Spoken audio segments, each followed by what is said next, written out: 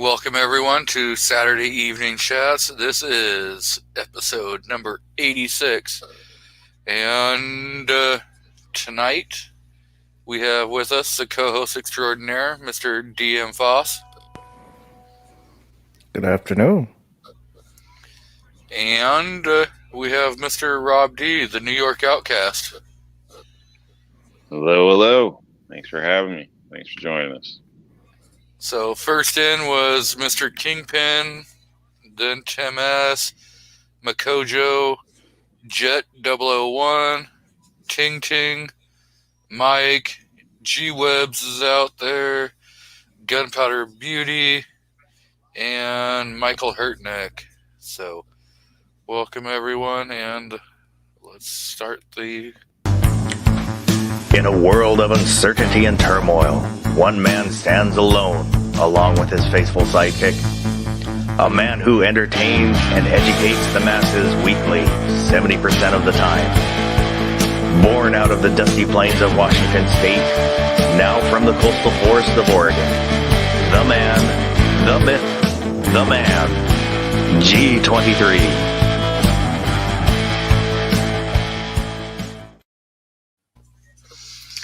So, we have MacMan is out in the crowd, and Thoughts of an Old Soldier. So, welcome everyone. I sent a couple invites out to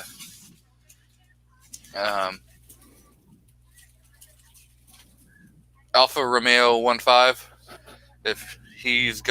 If he's got the ability to jump on, I'm not 100% sure. I hadn't really discussed it with him. I just sent him a link.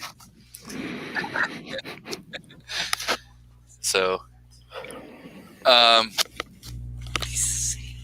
they're different, woman. No, they're not marked. So we got Mr. Bernabe Sanchez out in the crowd. I know it's getting to be closer and closer to Christmas. We're in the Hanukkah. If you celebrate Hanukkah and stuff, so I figured maybe we'd talk a little bit about gifts, for 2A people.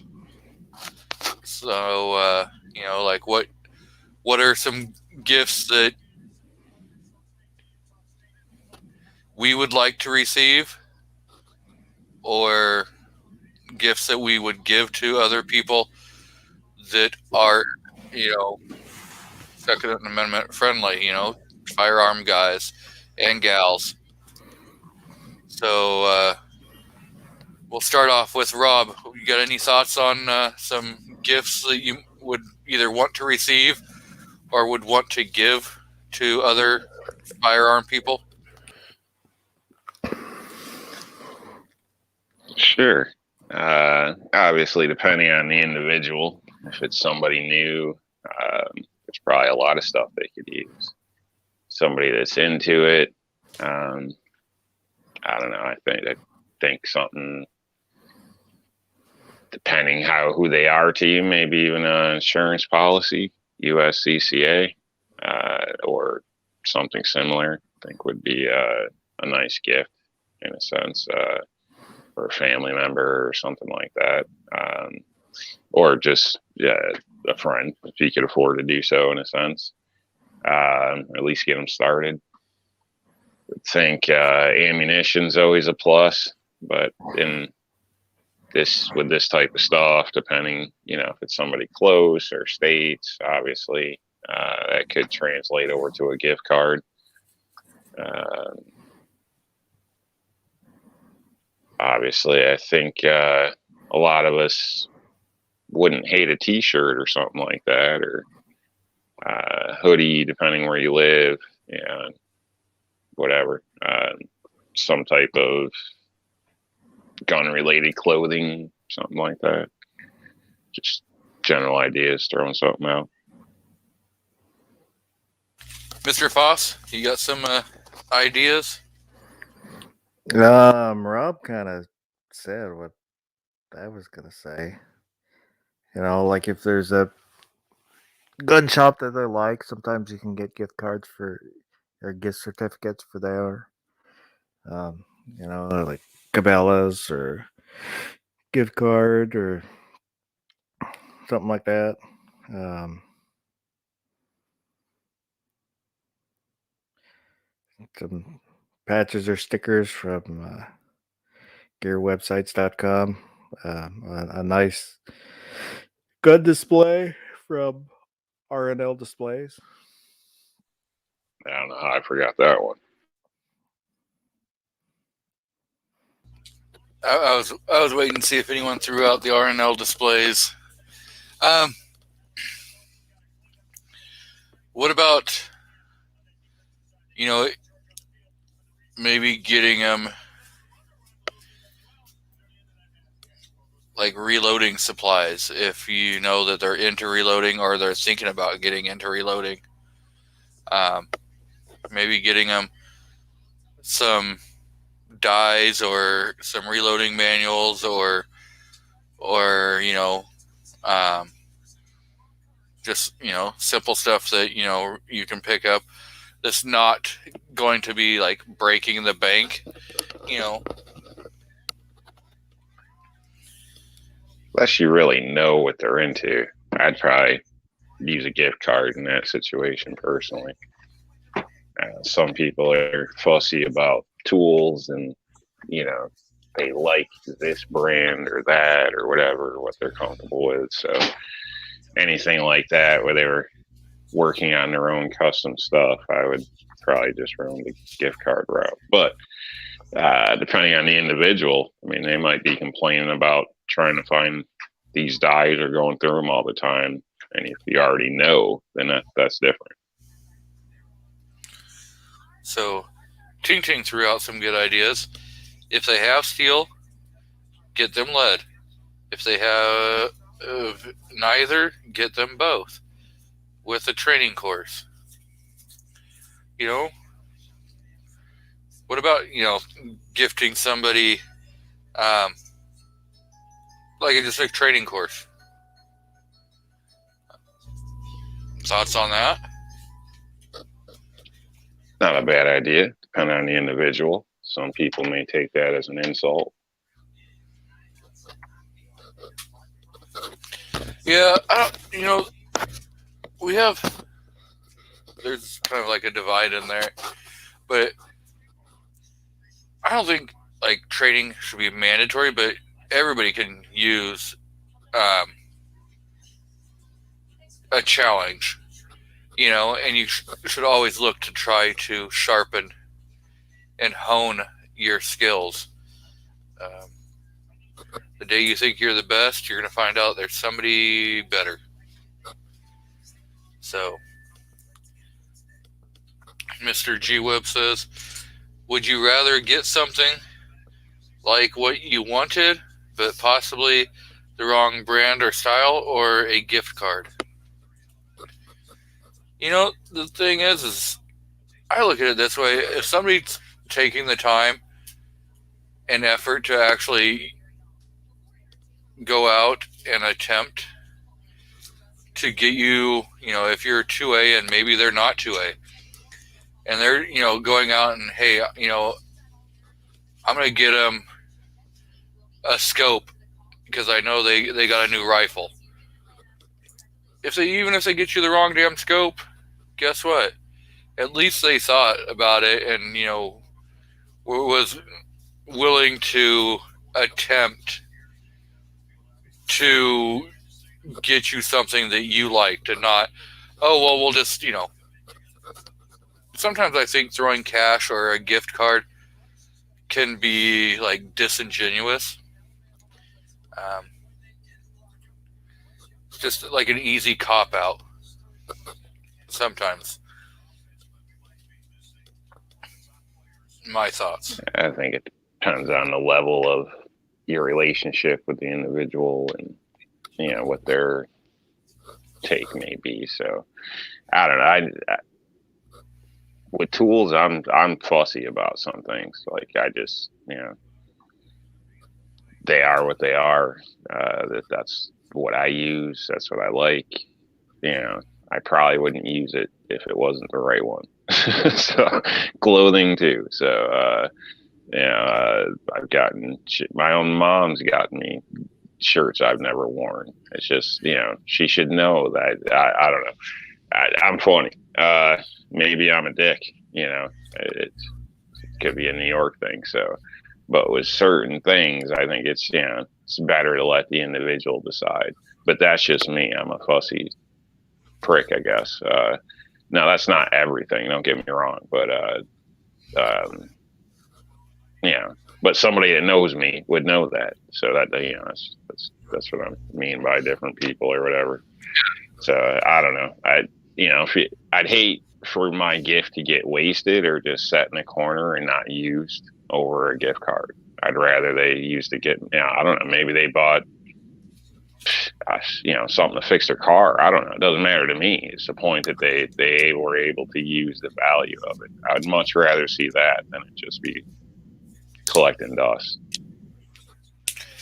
Yeah, and so, like, if somebody really knows me, and we're friends and stuff, if they would give me a gift card, I'm probably going to be like, you know what, that's just kind of a cop-out because the kind of stuff I like. You know how picky I am. But if it's more of like an acquaintance, or whatever, and they're just giving you a gift card, it's more likely that they don't know all this stuff that you like and, you dislike. And so they're like, hey, at least here's $25 or whatever to go put towards or get whatever you like. So that,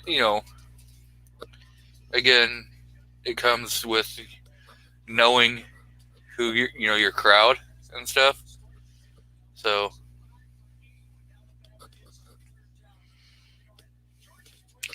yeah, I'm just happy not to get the bill. So either way. Oh, I thought that was what I was supposed to give you for Christmas. Uncle John says, never liked gift cards until I started getting them. Yep. Miss Vanessa Kitty says, would you accept gold coins as a gift? Yes.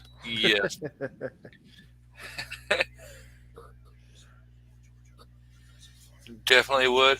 So we have Mike White out in the crowd, Mr. Gizzard Gary, Warsaw Patriot. Uncle John is out there. Defense Dad, Miss Vanessa Kitty. I believe I saw Mike out there earlier. The gun-toting pacifist is out there. I should bring the gun-toting pacifist. If you want to jump on, Mr. Gun-toting pacifist, say something. I'm not sure if I have your email address or not. I can always just, I can send you a link. You could always do a poll out there. What the people from the chat think? Gift card or I can't think of the right way to say it. Unpersonalized gift. I don't know if you can package that better, but an idea.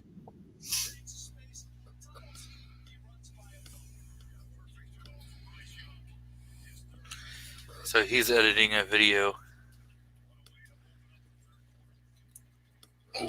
So Gunpowder Beauty says, I got my niece a box of condoms. She's 30. She has no kids, and we're on number 4 at G23 because she said she doesn't want kids yet. Hey, that's still a good gift. At least you're thinking about, yeah,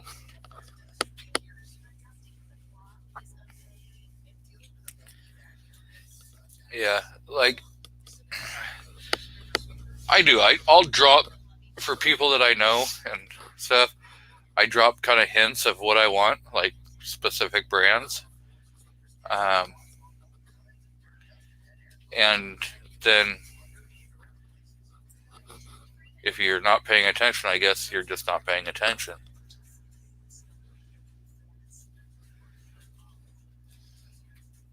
Well, I think she should skip the condoms, get her friend or sister or whatever it was a toy instead, because any decent date should be able to supply condoms.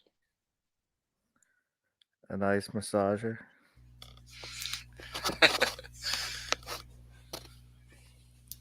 Oh, Jet mentioned steaks, hamburgers, like Omaha steaks, something Yeah. like that. Those are Omaha steaks are awesome. They're really good. They come to you frozen. They're packed in dry ice. I get a buddy that always sends me a pack of them every year. He lives in Omaha. Yeah, stuff like that, I think is a good idea. But Are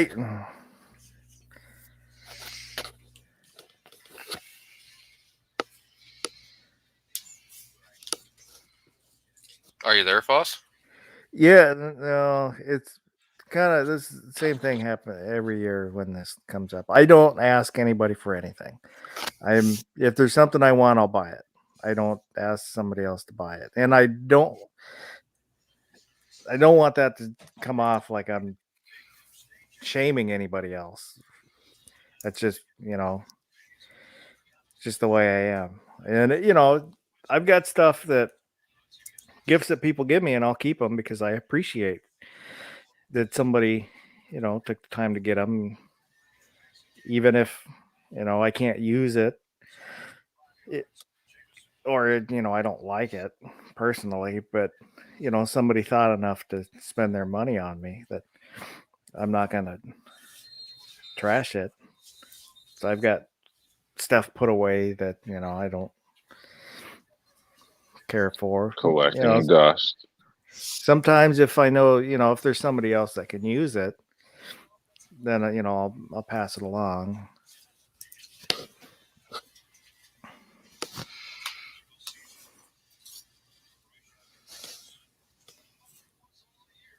There's times where you open a gift and you just think, what?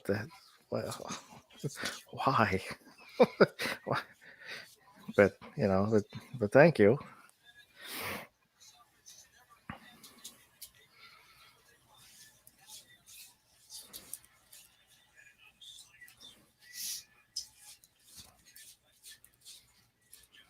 But I appreciate just as much if somebody sends me a nice card. That means they were thinking about me, and I'm fine with that.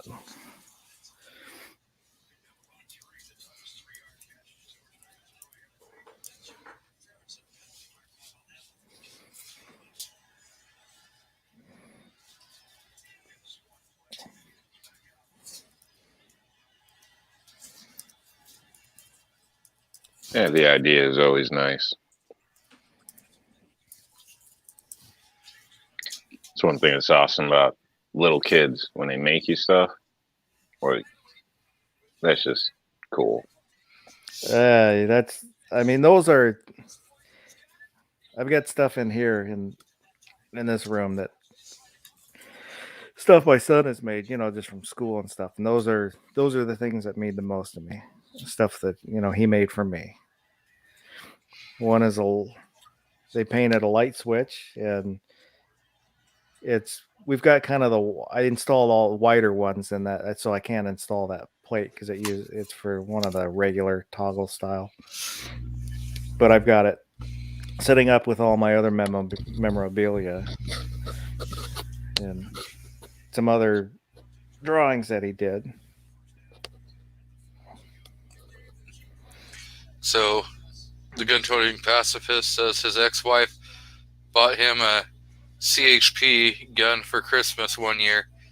The gift extended their marriage for a good year. So I see we got Critter 9A that's jumped in. I threw the poll out there, so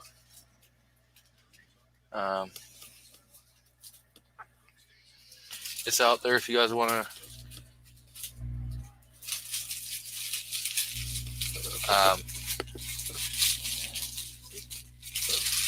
throw in your 2 cents. And so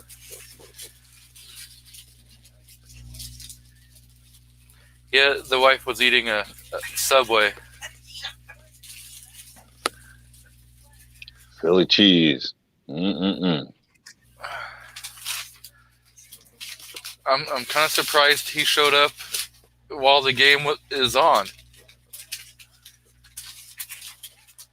So I see Mr.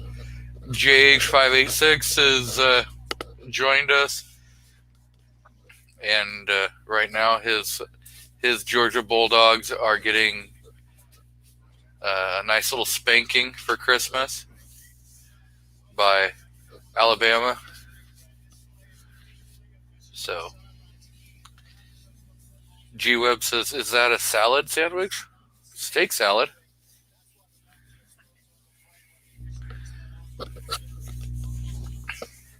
Rob was mowing on a sandwich along with you. Does have veggies. Green peppers, onions, mushrooms. Good stuff.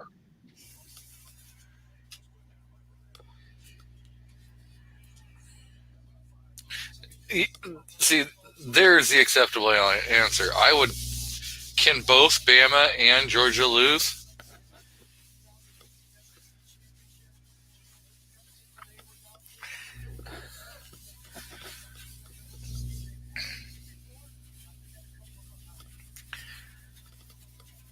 So, Mr. Makojo says, is giving cash and personal?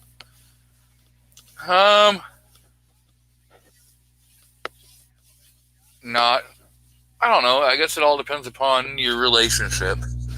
You know, some people find it, no problem. Other people would say, you took the easy way out and didn't want to put any thoughts into your relationship. I don't know. I guess it all depends upon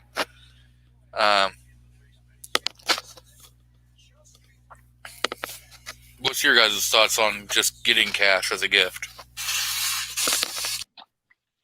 I don't mind. But I love cash. I don't really see it as, I guess it would depend on the individual, like you're stating. So I know some people are iffy about that or don't really care for it or whatever, but I've known people that they would have been happy to get cash. Whether it was job issues, vehicle, or whatever, they wouldn't tell you, but they definitely appreciate the cash. So in some cases, it might be ideal, I don't know, your brother that's not doing well, or a friend that's always struggling.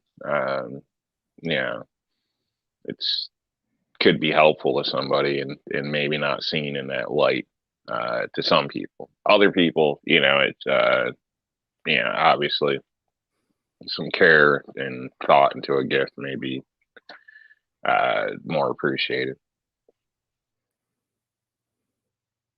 So Uncle John throws out, just don't get a vacuum cleaner for the wife. What do you mean? Is that a bad gift? I've done that. I was talking about, aren't you supposed to do a vacuum cleaner and a mop for Christmas? I've done that twice. But she asked for a different vacuum cleaners. Yeah. I mean, and if she's hinting around that, hey, maybe I want a Dyson, that sounds like a good Christmas gift. I'm just saying. As you can hear the wife in the background, she's like, go ahead, go buy me a Dyson for Christmas.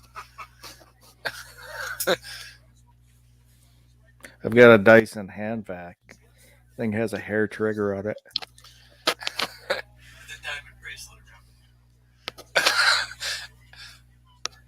Now she wants diamonds. Oh.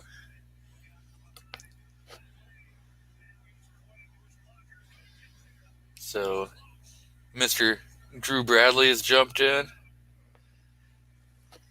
Now, I don't know. I guess it's depending on the toilet brush. I mean, if you get one of those automated ones, it might be acceptable.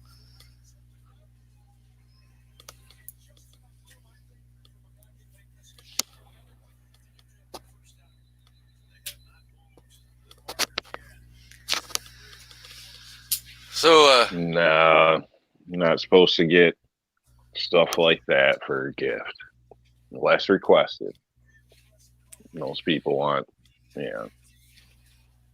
something doesn't not to improve their work throughout the household. It's like One year for giving kids socks and underwear for Christmas. They don't want that shit. Like, you're supposed to get them that any damn way. one year for my wife's birthday, I took my son to the store, and I don't know, he was maybe 5.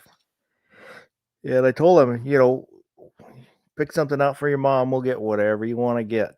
So he got her a bottle of Mountain Dew and a bottle of mouthwash. So we wrapped him up and gave it to her.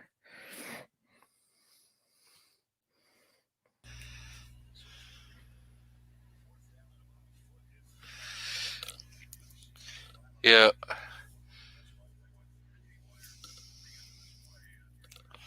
I think the stupidest thing I ever gave somebody for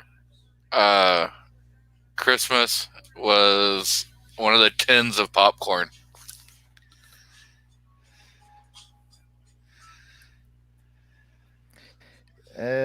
Depends. I think it's the ones the Boy Scouts sell, the caramel sea salt. Those are awesome.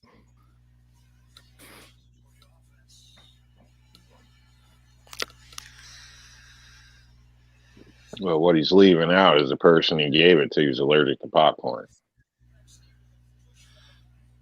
Popcorn is probably the nastiest thing that could have been thought of.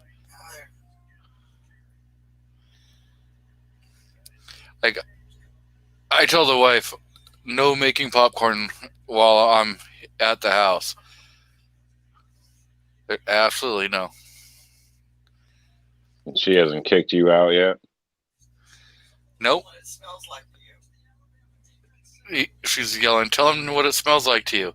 So I tell her all the time, hey, like, if you want to make popcorn, I can just puke in a bowl and microwave it. It smells the damn same way. No, it doesn't. Have you tried it?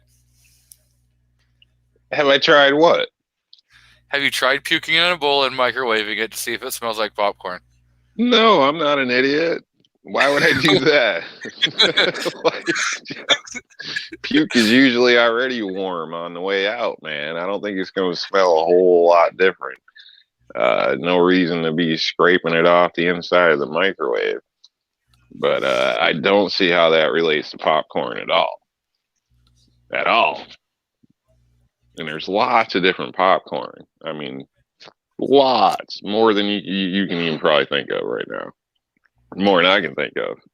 And popcorn's almost like salad. You can put just about anything on it or with it, and it'll come out good.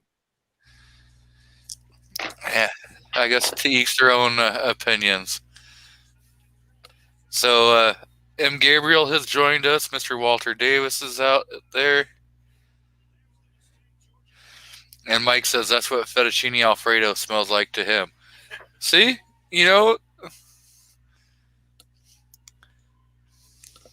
It can have a weirdness, but you don't focus on it. It's so good, don't ruin it.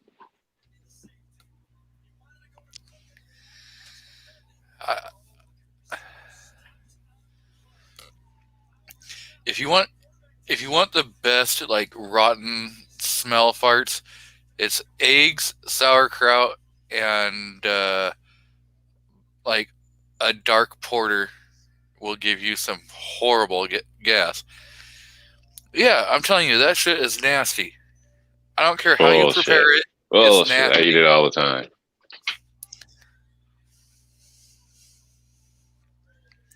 Coming from the guy that likes tongue, you know? Now, Tongue the is kernels healthy. can be a bitch. You always get something stuck in your teeth. So it's a pain in the ass to eat popcorn. I'll agree to that. But it doesn't taste bad. Burnaby says, I don't think I'll look at a microwave the same way again. Thanks.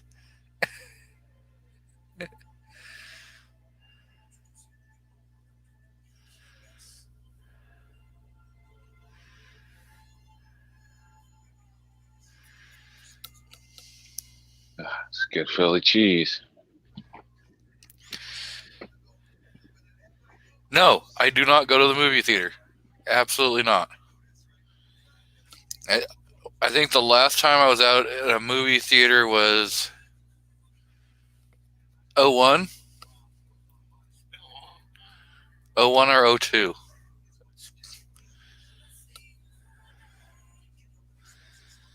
So, yeah. Probably the last time I was at a movie theater. Yeah, he don't take his lady on dates. That's what the chain's for.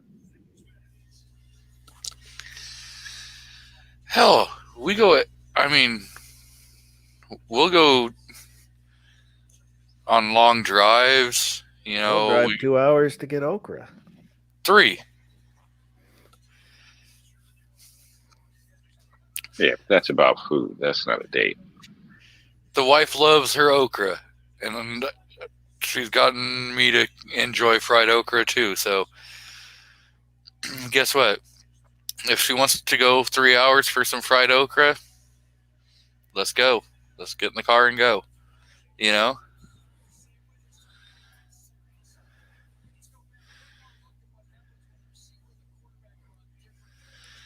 Yeah. Like, we don't go to, like, we're not going to be in cramped places because, one, the wife's kind of agoraphobic and she doesn't want to put up with a whole lot of people.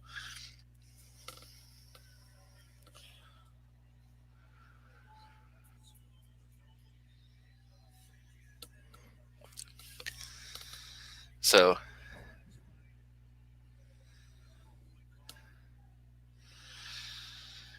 I go to the movies. Not often.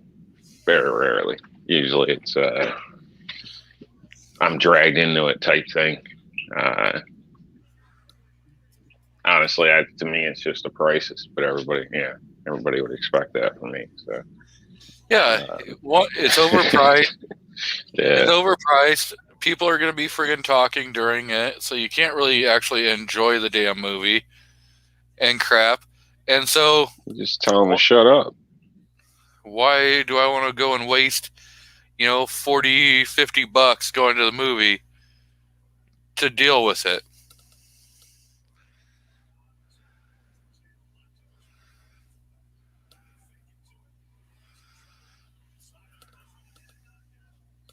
So,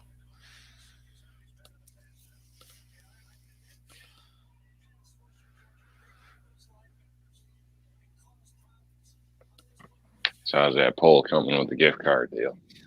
I haven't looked over on.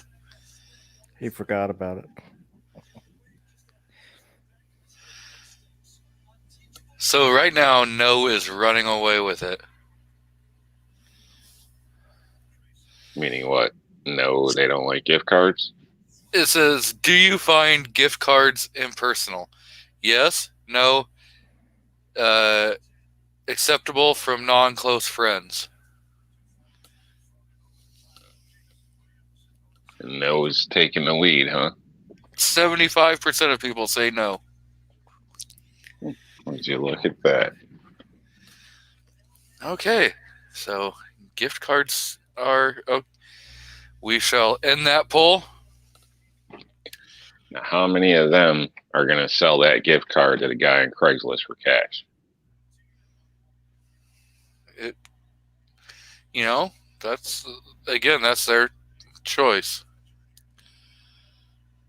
I'm just wondering, trying to circle it back to cash to see how far the trail goes. But really, I'm just joking around. Well, some of the gift cards, depending upon the companies, you can just take it in and cash it out.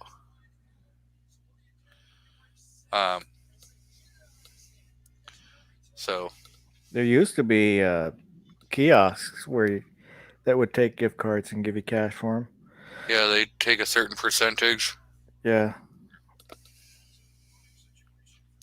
Never heard of them. I've never seen I've one. never sold a gift card. Actually,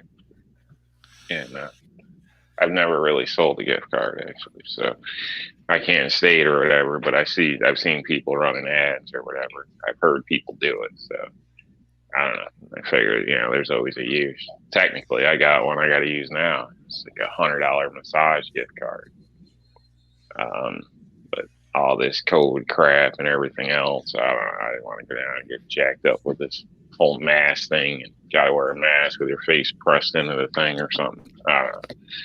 So hopefully it's still worth $100 or I'm gonna be ticked because that was a gift. Give it to somebody else. Regift it. I plan to go one day.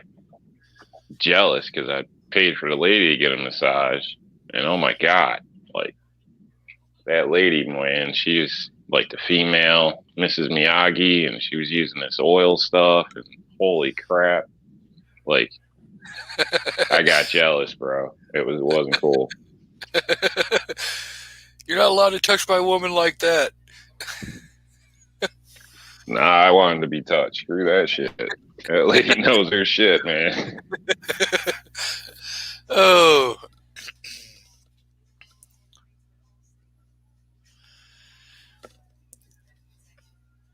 Now,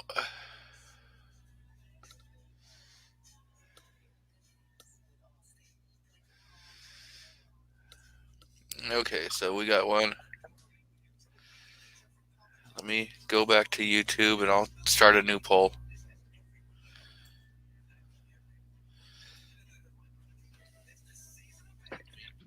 Yeah, since all this stuff kicked up, you got to call ahead, make appointments, all this type of stuff. It's like, I'm the spur of the moment type of guy. That's how it used to be over there. So,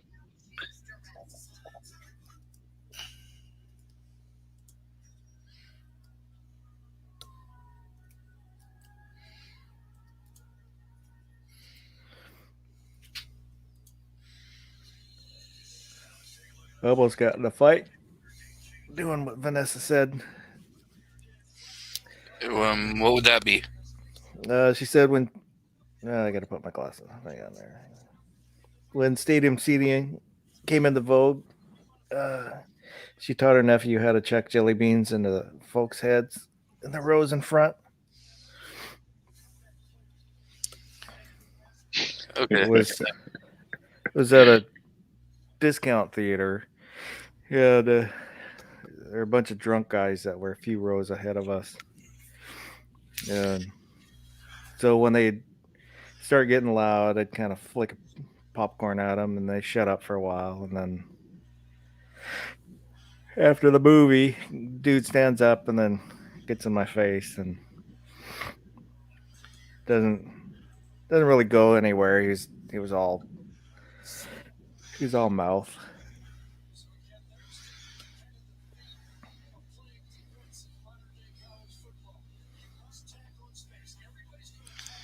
So I'd Mary. Oh, go ahead. Jip put out, let's go, Brandon. Exactly. So the poll is out there, and it says, would you rather get cash, gift cards?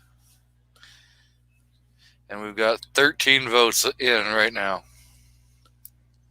Well, it's going to be cash because cash is more versatile. Yep, 100% is cash.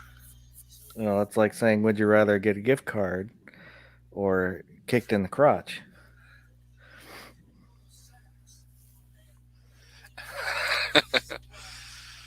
So I may have messed around in the theater a couple times. usually with kids in a sense. So tossing Skittles at them. Kids I bring or whatever, having some fun here and there a couple times. So it's funny. And, possibly a stranger got pegged with one here or there, but if so, it wasn't intentional. Yeah, but those Skittles at a movie theater are like friggin' $8. Yeah, that's why we stop by the dollar store before we go.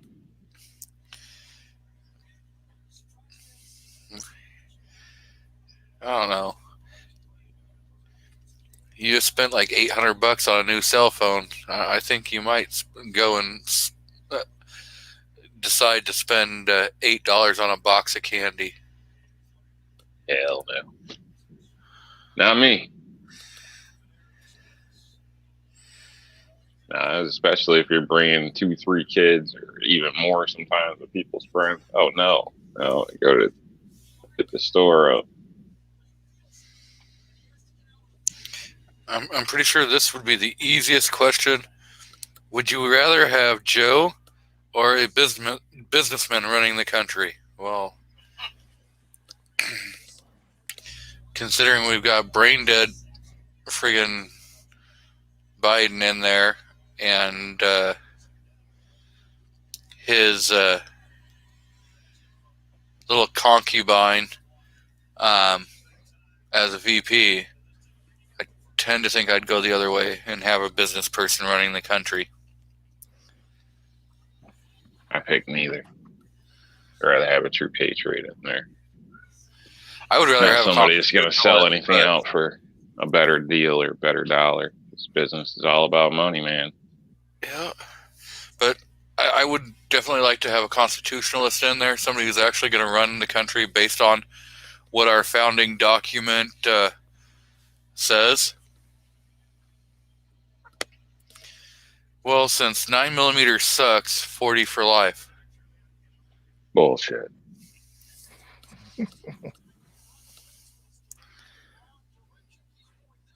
I mean, honestly, would you rather throw a grape at somebody or throw a pineapple at them?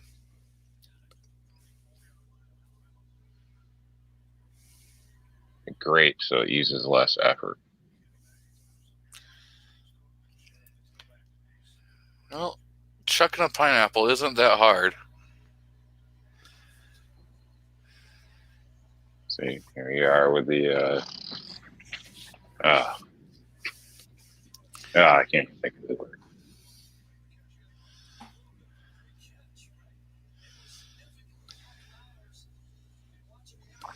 It's not the right one. The rationalizations. You guys, you big caliber guys, you'll rationalize anything.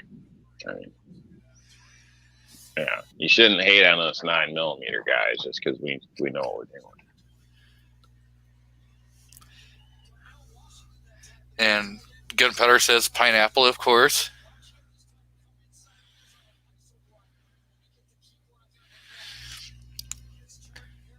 That might be a challenge. If we ever get in the same place at the same time, Gizzard, we're going to be testing that out.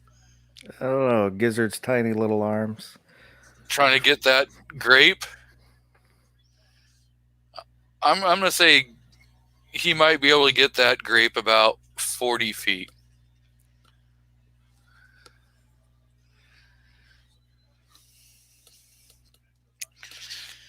Jerry Parker says 45 ACP, 45 Colt, 44 mag. I'm a 45 Colt kind of person. I don't know. I wouldn't pass on any one of those three options. My choice is 45 Colt. You guys have a choice on there? I'd go 45 ACP just for the type of firearm. Yeah, I went 44 mag, so one apiece.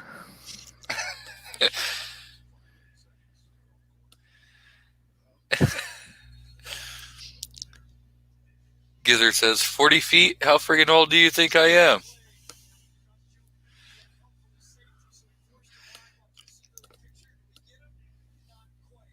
So,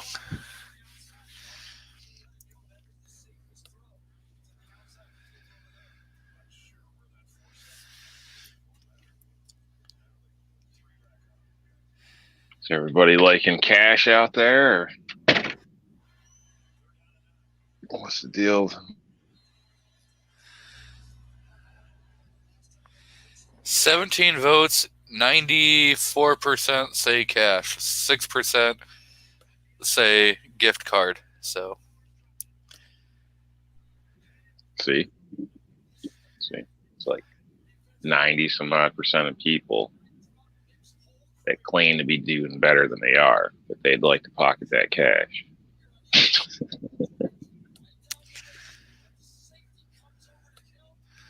so.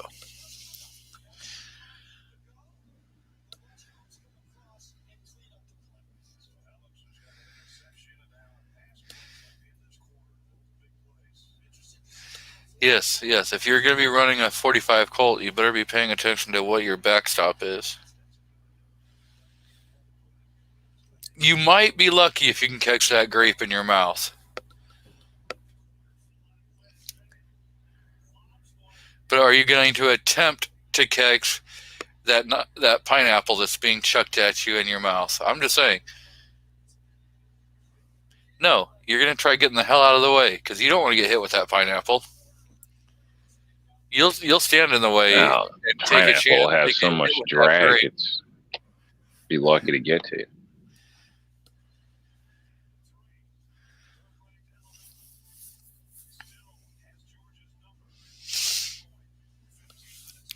So,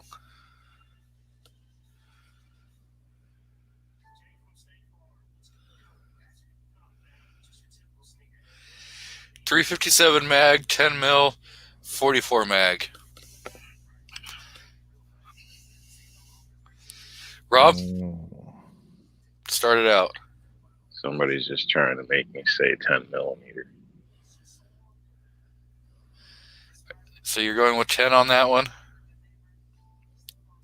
Yeah. Mr. Foss?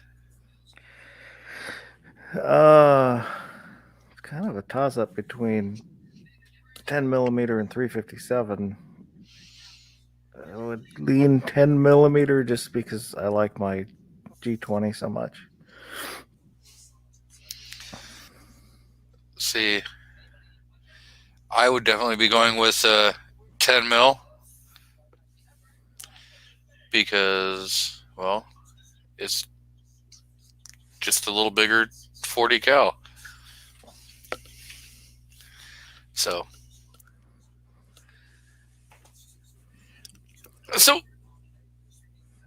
the gun-toting pacifist says, don't sleep on a 357 SIG. A 357 SIG is just a bastardized 40. So it's a 40 neck down to accept a 9 mil projectile. So you get like nothing the wrong with that. rounds.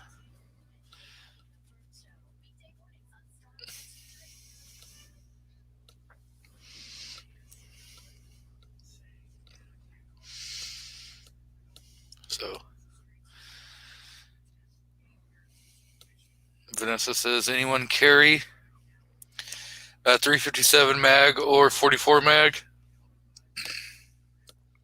Once in a while when I carry my Taurus 65. It's a no for me. I carry a 45 Colt.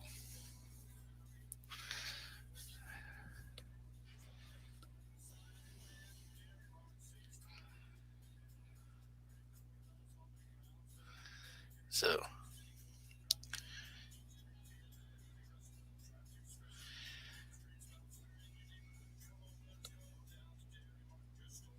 Yeah, a lot of those larger calibers are just pricey in my opinion, even before all this recent stuff. So, not stating like they were crazy or anything, but just pound for pound, I could do a lot more with 9 millimeter for my pocket. anyway. So, or I would say 45 or something like that compared to some of these other ones. So, nothing wrong with them in my opinion. Good rounds, but I'm not a revolver fan either. So, me add cheap and not a revolver fan. I'm pretty much, you can pretty much tell where I'm going.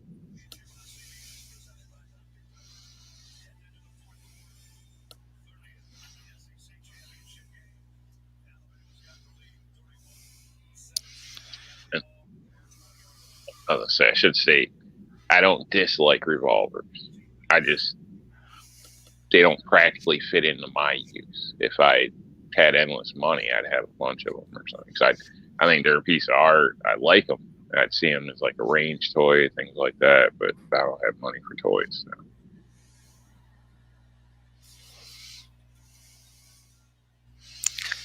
Gizzard says Rob's going salad hunting. Do you have a salad shooter, Rob? Claymores, they work well. He's definitely got a salad tosser.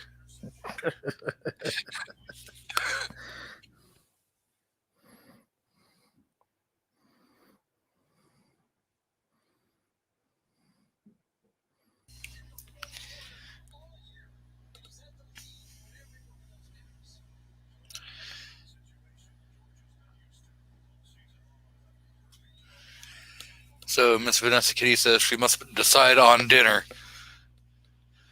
I vote yes, she should eat dinner.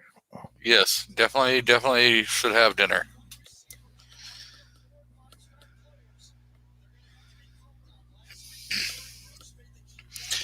No, she should just make it, look at it, smell it. You're not allowed to touch it.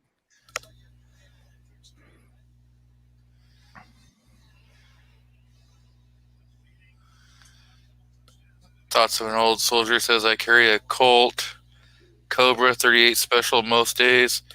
Handy little pistola.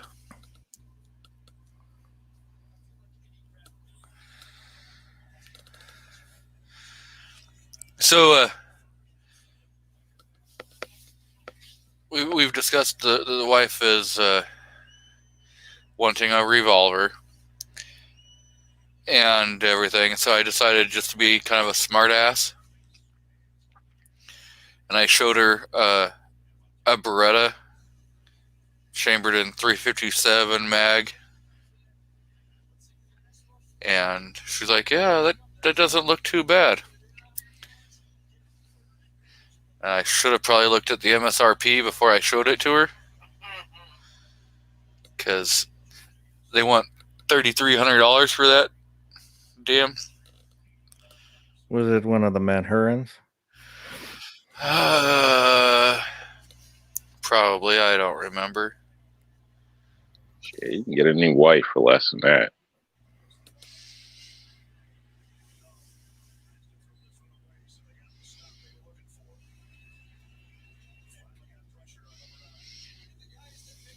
I'm glad she doesn't listen to this. Yeah, I'm pretty sure. I'll make sure to replay that part for her so that she can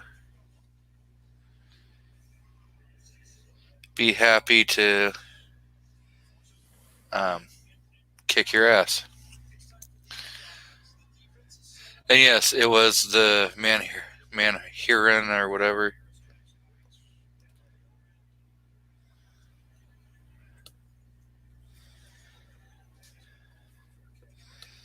So, Lolly will show.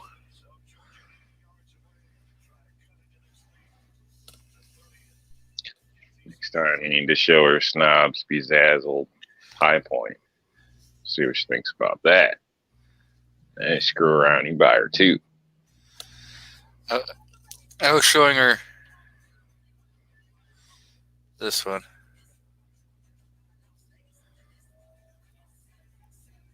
Yeah, those are high end. Did you show her a Korth? No. Of course, they're pretty. I might as well just show her an alien gun. Fuck. So she just wants a revolver. What's wrong with like a Ruger GP or whatever? I'm trying to think of something, that's not going to be too big for her hands. I'm not looking to get something for myself.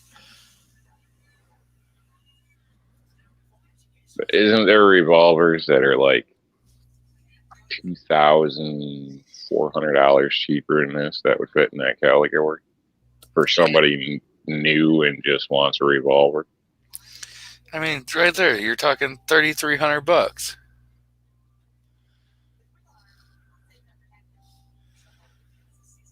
I see we got Lakeview Outdoors is out there. He says, I'll take 2 of them.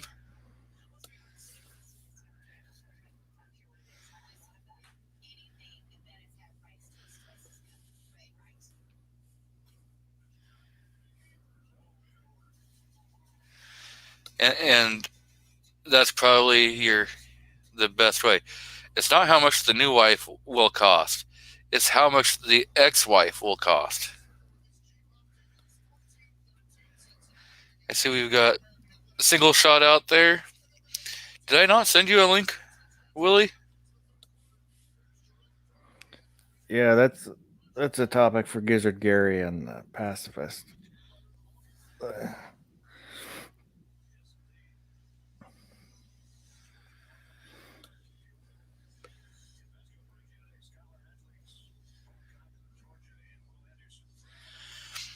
Single actions, they're nice in a revolver, but I would prefer the DASA, your double action, single action. So,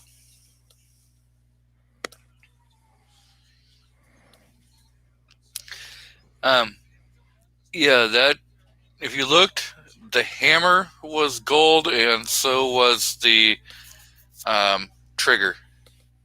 Oh, there's a Grab a Gun has a 6-inch Colt Cobra that's 24 karat gold plated Yeah, for $4,000. if I'm going to spend that kind of money, I might as well just go ahead and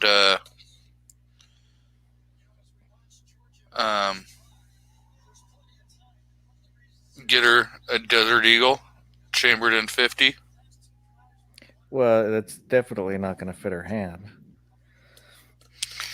Yeah, but if I'm going to go and waste that kind of money, I might as well be able to enjoy it also, right? But it's not going to fit your hand No, either. because it's not for you. Desert Eagles are cool looking, but they're god awful to shoot. I've played with a Desert Eagle 50.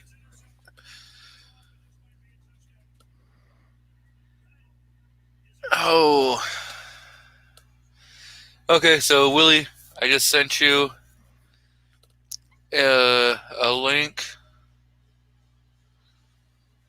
and so I'll have room for. Single Shot was asking too. Yeah, I just threw the link out in the crowd for Single Shot, and if Gizzard wants to jump on, I know he hasn't been feeling good, so he may not jump on.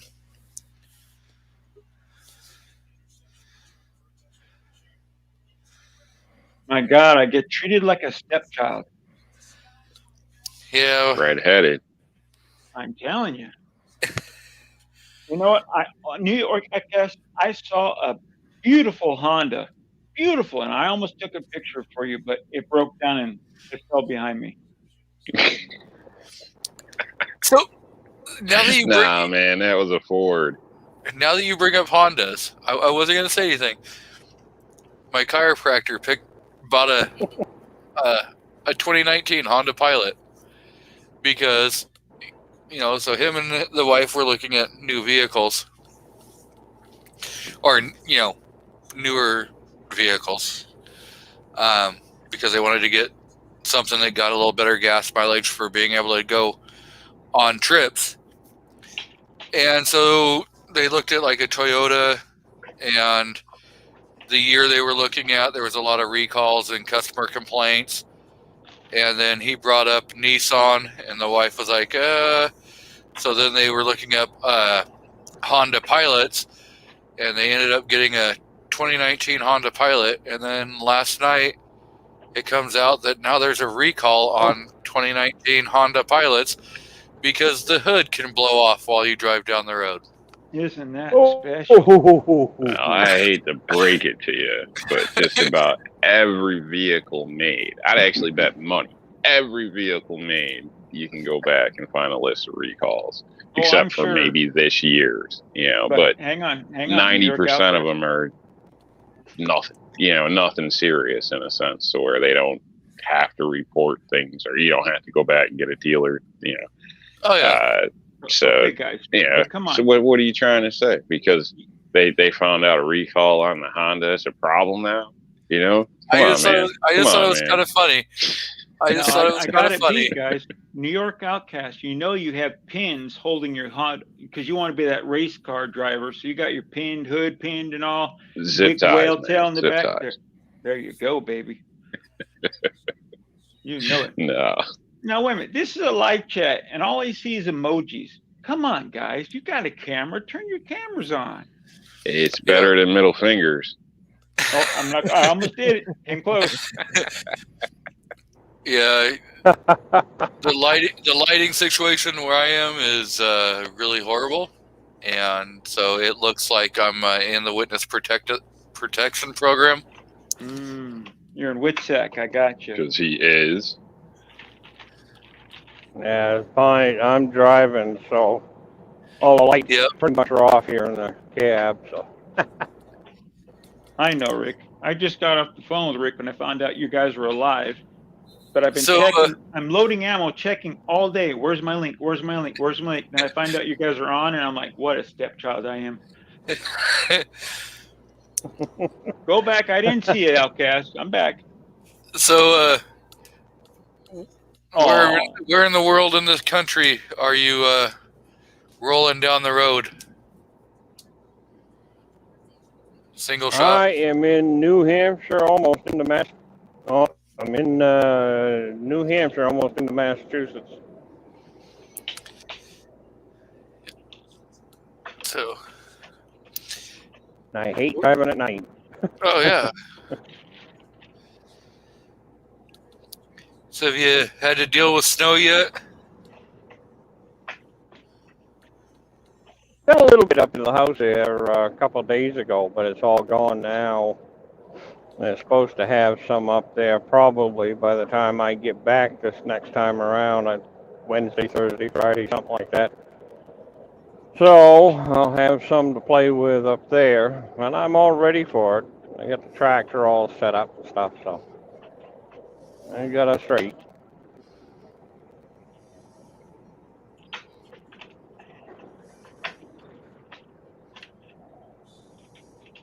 I just got a report today of the biggest buck taken up in Maine so far. It was up in a town called Jackman. 12 points, 274 pounds dressed. Wow. That's a big damn buck. That's a big boy.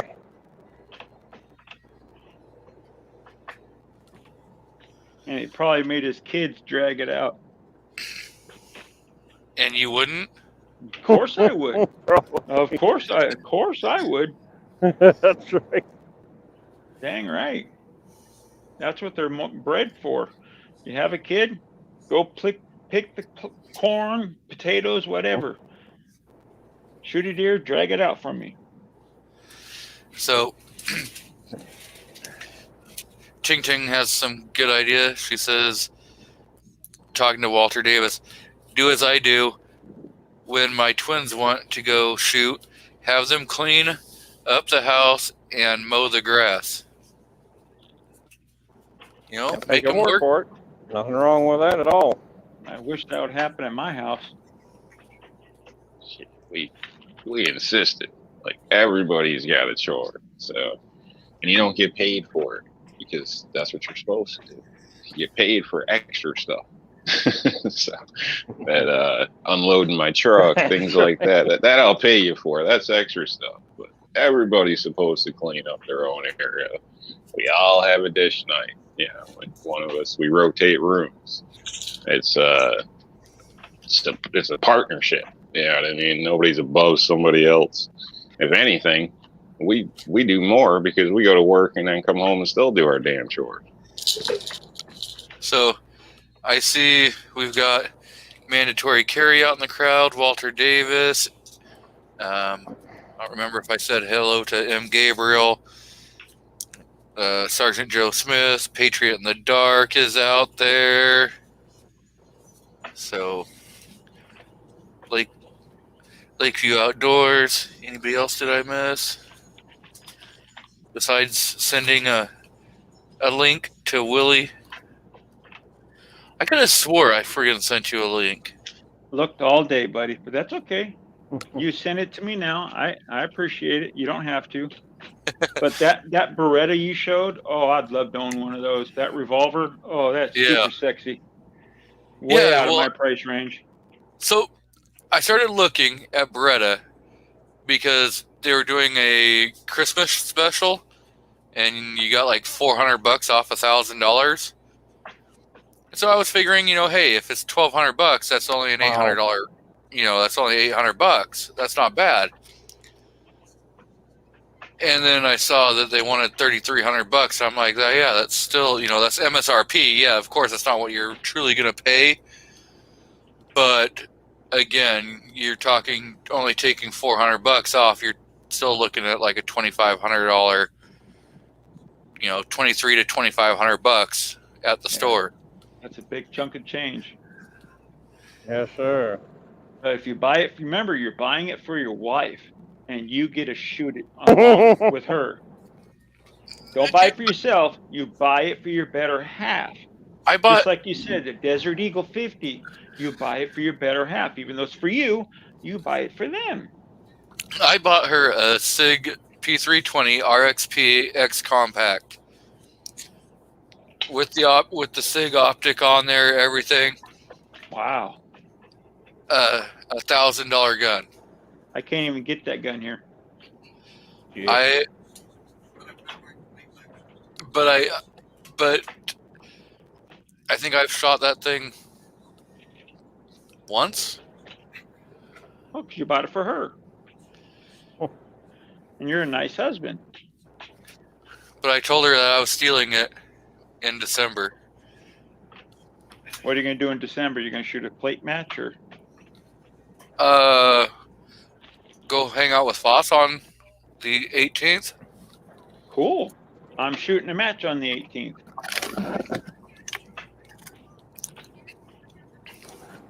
I got GGW going to shoot a match with me. Hell yeah. Californian. Foss and I are going to come up with some competitions to... Have you reloaded any ammo for them?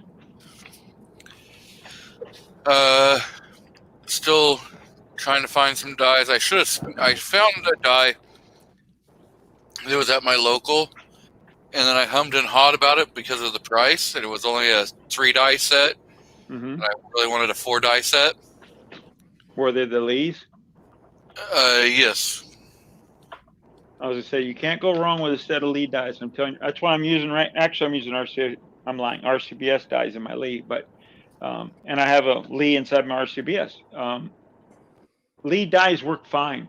I mean, for the money, you're not going to go wrong with a Lee carbide die ring, but the 4-die is nicer.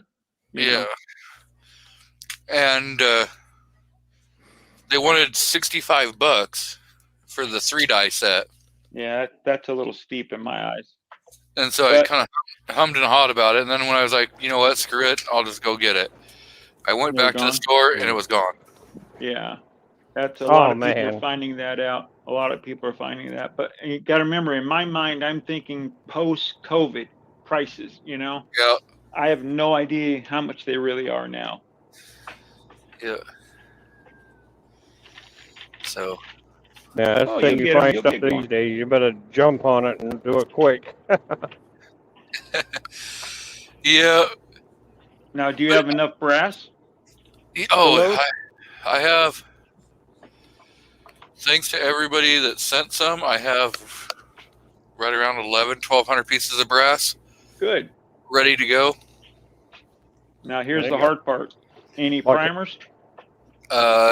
About 200 primed. Hey, that's even better. They're already primed. That's 12 cents a case just for the primer. Yep. Or What at least by caliber? me. 40. Uh-huh. One of my Yeah. favorites. And then my second one that I'm going to be loading for, which is actually probably going to be my primary load, because right now I've got, I don't know, probably around 5,040 rounds. Yeah. I'll probably start for loading the 45 Colt due to the fact that I have way less brass for that. Yeah, you go broke buying that from the factory. I can tell you that much. At least I can only imagine. I mean, I've never purchased Yeah. any 45 Colt from the factory, but I can just imagine how much it is. $29 for 20 rounds. Oof. Oof. Anywhere from 50 to 65 bucks a box. I have some Barnes hollow points that I picked up for $28.99. 20 like- count. Yeah, 20 or 25. It's a good caliber. I've never owned one, but some guys are twisting my arm to get me into that caliber. That's just another rabbit hole I don't need to go down. Oh, if you could get a Judge, I would tell you that would be something you would probably friggin' enjoy. I tried to get one, and then they're not on the roster. Yep. But the thing is if you get a 45 Colt or get the Judge, then you're going to go down another rabbit hole because now you're going to start wanting to load 410. Mm-hmm. Because, again, 410's not super cheap to find. I refuse to load shotgun right now because that is a rabbit hole that would break my marriage. I'm thinking right now. My wife hates finding old primers everywhere or pieces of brass. I have like 24 pounds of 223 out in the living room. I still need to finish for Bulldog. I need to send those to him. So if I brought shotgun holes and wads and everything else in the house, that would be it. I'd be out back faster than you can blink. And to answer Michael Hurtnick, yes, I have some powder. I got some powder from one of my coworkers. So, what is it? What powder is it? CFE pistol powder. Okay. It's a little smoky, but it works. Yeah. It's a good powder. Have you considered cleaning up your supplies, Willie? Like maybe. Come on now. I'm Well, old. I'm an old trust me, man. I got one leg. I You know. know. I'm in a But- wheelchair. You know. Sometimes a lot of good stuff comes from little things once in a while. I do. I mean, look. I mean, any change for the poor. You know. So we've got another fellow Oregonian out in the crowd, Mr. CB. But I did show this off last night, and I got to show it off again. This is a cool holster. Little range bag. Holds your magazines. Opens up for your gun. Back pouch for ammo, and they're only 25 bucks. Plus, it's stitched with a line, so you point your barrel that way, so you know where your barrel's pointing when you open up in competition. Pretty cool stuff. And it holds ammunition too. It does. It holds your clips, your ammunition, everything else. You just want, and it has a fancy holder around your shoulder, so you can put. Who was it? Tim S said if I can get matching shoes, it'll be a perfect set. Mine came with shoes. Did it? Yeah. I don't know, man. I don't think you're getting a belt-fed Oh, weapon in that. Bulldog, you're here. Yeah. I heard your Somebody's voice. I'm like, gotta mess Bulldog's with not you. here. Somebody's got to mess with you. I know. I got your brass almost done, buddy. I'm not in a hurry. You want to see a heartache, though? Let me show you a heartache. And this is doing all your brass. Bulldog gave me this wonderful Frankfurt Arsenal military primer crimp remover. And the spring in the back said, doing, I quit. All right, just call Arsenal. I am. So, Mr. Willie, Yes, sir. you have a question out there from Ting Ting. She says, "Can I fit it in my purse?" Your No, this bag is probably 14 inches long. She's Well, got I guess no it all purse. And depends on what, if you have a big battle bag of a purse, yes, it'll fit. I forgot. Ting Ting's a woman, so yes, it could fit in a purse. You're absolutely correct. Ting Or it Ting's a could be lady. your purse with a gun. she. I'm pretty. She may have one of those. What's it? Gucci Cabana bags. Hey, I've seen some pretty nice purses that have those I'll be slots you can offline. slide your hand in to get your gun out. Pretty nice purses out there. I got a You got- little pouch. Oh, go ahead. Oh, Mr. Gunloving Grandpa joined us. Now, what were you going to say there, Rob? Saying I got a little pouch thing. It's got the Molly clips on it, so you can hook it to a belt from one of the local shops. I don't know what it was initially for, but it's kind of set up like Willie's, except it's a little smaller. You can fit it pretty much a mid-size. I don't know if I've tried a full size, but I can fit like my M&P compact in there with ease, and I think like 4 or 6 magazines. But granted, that's 2 for each magazine slot. So pretty neat bag though. But you could stash a lot, or use it as a dump bag. That's initially what I wanted it for, and it was in this like a cardboard box on a bottom shelf at the gun shop. I was talking with the guy, asked him how much for price, and he was like, "Oh, take it for free." And I was like, "Oh, sweet." So Sweet. yeah, Best so price. keep an eye out for those bargain boxes at your local shop. You never know. That's for sure. You can find some good deals there. There was a range bag that I was looking at. It'll carry up to 6 firearms, and then you can, so you can cut them out how you want. But you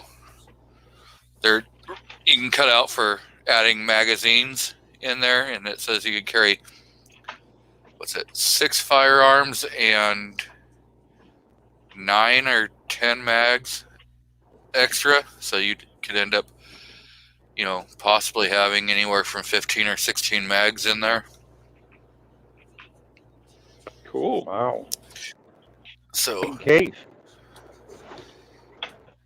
Lakeview says, hello, single shot, long time no see, my friend. No kidding. Howdy, howdy, howdy. Yeah, poor Rick's always on the road. Always on the road, making that money. Yep. People gotta have things. That's what we do. Trucks deliver items? Come on now. They magically show up. Yeah.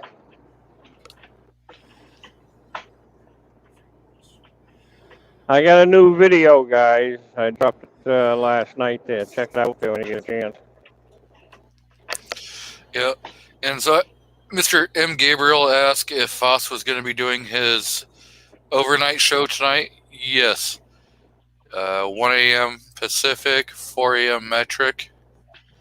So if you're awake it should be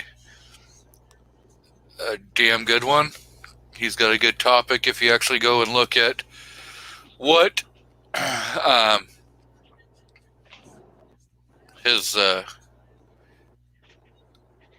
topic is. Talking about, I think, a 2A court cases update or something like that.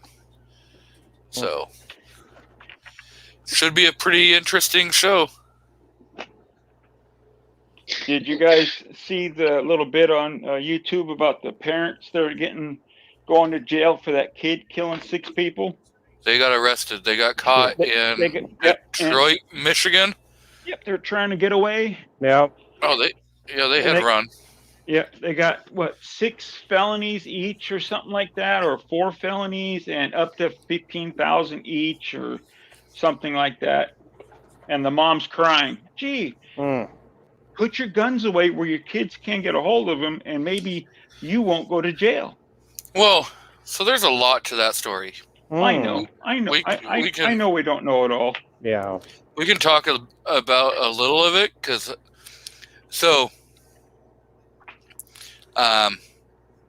the school had talked with the parents, I guess, multiple times about getting him some help. Oh. Yep.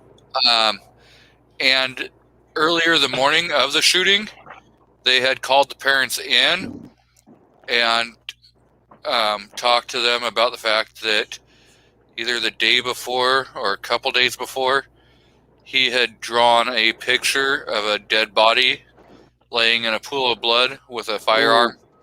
I didn't hear any of that. And he had been searching for ammo, like online, on their school computers. Wow. So that kid was screaming out for help, and no one caught it. And or screaming out what he was going to do. Oh yeah.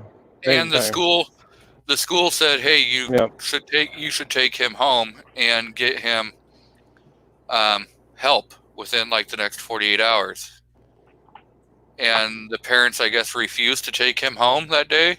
Oof. Yep. And then later that same day, he ended up doing what he did. That's horrible. Yeah. And the parents... That's another case of kids crying out for help and being ignored. And that's too bad. I wouldn't see that as crying for help. I would see that as a messed up individual. Something should have been addressed prior to all that, in my opinion, because you should know it's not in good taste to make those types of jokes or whatever, to leave around school and shit like that. Like, people talk, people joke, you have a bad day, but there's a line with stuff. Absolutely. So something should have been addressed a little sooner than that. My biggie is they say he had the gun on him in his bag in the principal's office when the parents were there and they were talking about the issues. Yeah, he did. So why didn't the parents think, if they're getting called in, this and that, and they just purchased a firearm? Oh, is it? Why not take a peek to see where that is? Yeah. Yeah. They had just why don't you know where that is? Oh, that's my concern. I thought it was a farm they had already. So. Well, they had just purchased it the day before, or a couple days before everything happened, and the dad said that he had purchased it for his son, like when he got older, and he just had it. He just had it in a drawer next to the bed. I feel sorry for the kids who got killed and the teacher that was injured. I believe the teacher was injured, correct? I'm not exactly 100% sure. I think it was just students that were. Okay. I don't watch news at all, so what can you trust on the news? So, but I saw it on like a little short on YouTube when I heard about it, and I was just like, damn. But if it's on the internet, it's got to be true. Of course, of course. seems like it's going to be a bad deal, bad look on gun owners, whether Yeah. parents are responsible or whatnot. And hopefully Well- it doesn't get used as a tool to try to strip the rest of us that aren't You know it's dumbasses. gonna. Yeah. Well, So good we old know Joe's that's gonna coming. come So I don't know. It's a damn shame, truly is, for the kids It and is. everything. Well, I mean, I'm It is. building 22s, It and is. you know, and I've got shotguns that are for, my nieces and nephews when they come to the house, and probably later on when they, if they express an interest in it, then it'll be theirs when they get older. But I'm not gonna leave them just laying around for them, But then my wife and I, No. don't Well, have any long children enough. of our own either. Safe. hmm Yeah. So Yeah. there's a Michael Hurtnick text or put out there that the mom text her son and ask if it was him. But I did hear that she text telling her son not to do it. So she may So have done she had both. maybe Yeah. prior knowledge. Yeah. Oh my goodness. But the thing is, okay, now my state is screwed up, as Yeah. everyone knows. But if you have Oh, a firearm, why don't you have a safe to lock it in? Even a pistol box that's lockable. You don't leave Right. it out for the little kid to go, I'm having a real bad day and I'm really pissed off with some people, so I'm going to take this gun that's just sitting right here to use it, Especially if the Yep. school says, oh, by the way, your son's trying to find ammunition. Light bulb people, hello. Yep. Yep. So Yeah, but that's where Well- most of the gun deaths come from anyway. Is from people finding guns, but instead of shooting other people, they shoot themselves. hmm I think the ammunition thing is debatable. And from the report I seen, it didn't state he was on a school computer. So for all you know, he was on his cell phone, and the teacher seen over his shoulder he was on a site searching for ammo. Yeah. But Yeah, when- it's all up in the who air. who but- wouldn't be searching for ammo if he just got a new gun though? So I wouldn't necessarily see that as a flag. I me personally, but everything else from the sounds of it is an issue. But And the how fact old that was they this didn't know kid? where the gun was, all that type of stuff, that's a problem. How old was this child?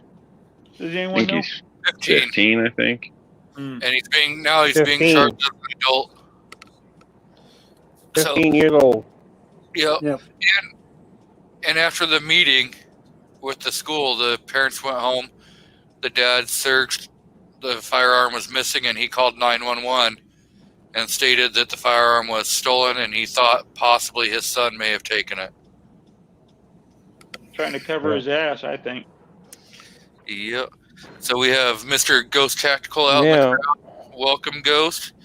And Mr. Carolina Hey, EDC Ghost. Reviews is out there. So welcome, everyone. Hola. Well, I don't know. I I can find remember- it hard to believe that the parents would have encouraged or were part of it. I could see them as being idiots and negligent all the way, but Yeah. it's hard to believe that somebody, is going to encourage their kid to go commit a massacre or something. Oh, sure. Uh, I'm not saying that yeah, that's what that's- they did. It's just when I heard that on the little short today, I was just like, damn. These people better get a good lawyer. Well, they are the ones that at the when it happened, they immediately got a lawyer for their son. So he was lawyered up, by the time he was arrested. you think they're going to try to use some mental stability test or something now for all us parent gun owners? You never know, especially I my They know. may with his history. Now, what Because gets- here- they're going to blame it on the father and his bad choices. Not Now, this- blame it, but the track of the firearm. So following that, then that makes Yeah. all father gun owners suspect according to them. You know what I mean? But why are they asking for DNA from both parents? That's what I didn't understand. They're getting for the felonies plus DNA for every victim. It's like, the parents bought the firearm, the parents bought the ammunition, but I didn't understand why they're requesting for DNA on every single charge. That's what I was kind of like, huh? Why? And I didn't mean to bring this up and switch your guys' chat over to this. It's just a bombshell coming for us legal gun owners that if they're just going to, good old Biden is going to throw it in at us and try to rob us again. It's your fault, Willie. It Now, is, you can 'cause rest you know what? assured Look, that Bobo is going to come up with something stupid. I tell you right now, look, I'm going to be a felon once this Joe Benitez thing stops because I bought some magazines during Freedom Week that were lost in a boating accident. It's stupid. Now, have they ruled? Because I know when the Ninth made their ruling, they never included Freedom Week. So, are they going to do like they did before and just say, okay, you just have to pin those at 10 rounds? No, I they don't know. It's still not over with though, because Yeah, it's not. Now it's going to have to go to the Supreme Court, and Well- Benitez's stay is still enacted. Yeah, but Yeah. so if the Supreme Court rules on New York, the way they should rule on it, then it would nullify the Ninth anyways, because Let's the hope. magazine capacity limit is already in front of them, sitting there. So that'd be a whole different ballgame. That would be wonderful if that actually happened, but I've already lost mine in a boating accident, officer. I don't know what to tell you. I'm not going I to can hold tell my you- breath. Well, you Well, guys don't have to worry about it. You guys don't have to worry about it. You guys are free, We live in- for we now. we live in the free Now. states of other places. For now. Wait, For now. New York Outcast. He's in one of them commie. Oh, yeah. Yeah, I feel And- sorry for Rob, too. I mean, we're Like- both in shitty states, but like here in Oregon, earlier this year, they did away with state preemption. So each city, town, and county can make their own damn rulings. And depending upon how this goes, Eugene has already said, we're going to make it so that you can only have, X amount of rounds in your magazine capacity and no open carry, if it stands. So they're waiting to find out how everything turns out before they start, making their decisions. So we've got Andy 79Z28 hi, Andy. jumping in out there, and Mr. Big Al is Big Al. out in the crowd. So welcome everyone. Big Al's the man. I love Al. Yeah, Big Al does some great videos. Hey, Willie, aren't those 30-round mags just AAA battery holders? Absolutely. That's what I thought. I don't know what a 30-round mag is, sir. I've never seen one in my life.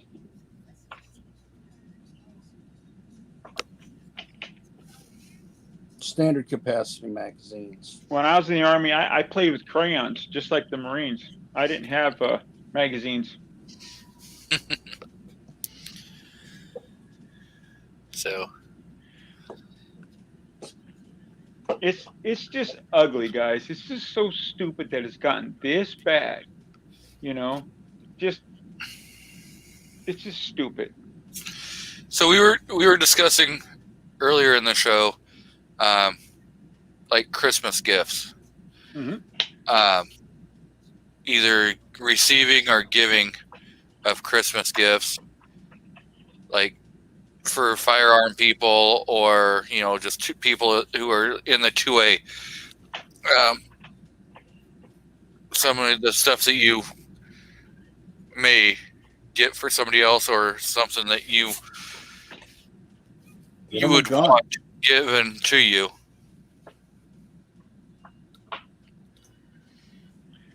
Well, That's I'm sorry, I didn't interrupt you, but 2 years ago, I bought my boy a box of 25 338 Lapua Magnum rounds, and they were like $180 or something like that. It was ridiculous here in this state.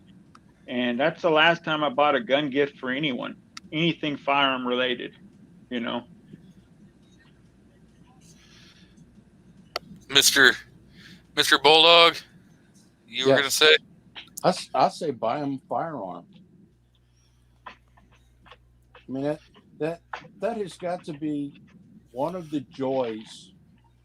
One of the most joyous things that I got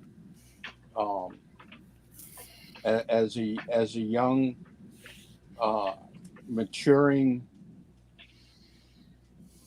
adolescent, I guess you could say, because all three boys in the family, each one of us got a 1022. We got an M1 carbine, and we got a Smith & Wesson Model 1000. What is a Smith & Wesson 1000, Bulldog? It's a shotgun. Oh, okay. It's a 12-gauge shotgun, semi-auto. Man, I wish I was adopted by your parents. Well, my dad was into guns. We were into reloading. I grew up in a we would go shooting. We'd go on an outing on the weekend, and we'd go down to this outdoor range, and we'd scare off the precision shooters, because you'd have a whole and we'd meet up with other friends, and we'd take over one end of the range, and it'd be hell and havoc out there for a while.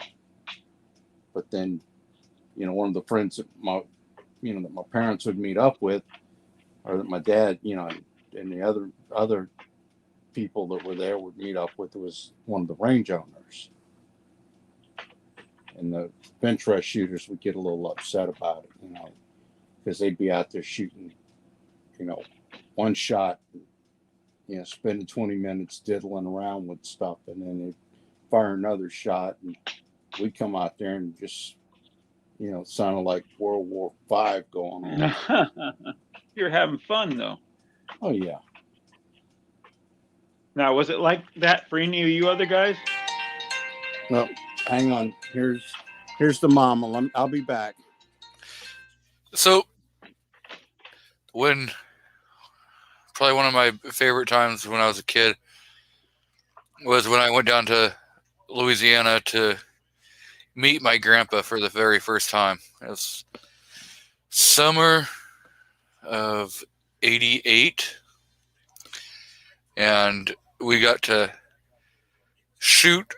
We didn't have to go anywhere because where my grandpa lived, he had a huge amount of property. So we got to do some shooting on the property. And yeah, we got to play around with some shotguns and rifles and pistols.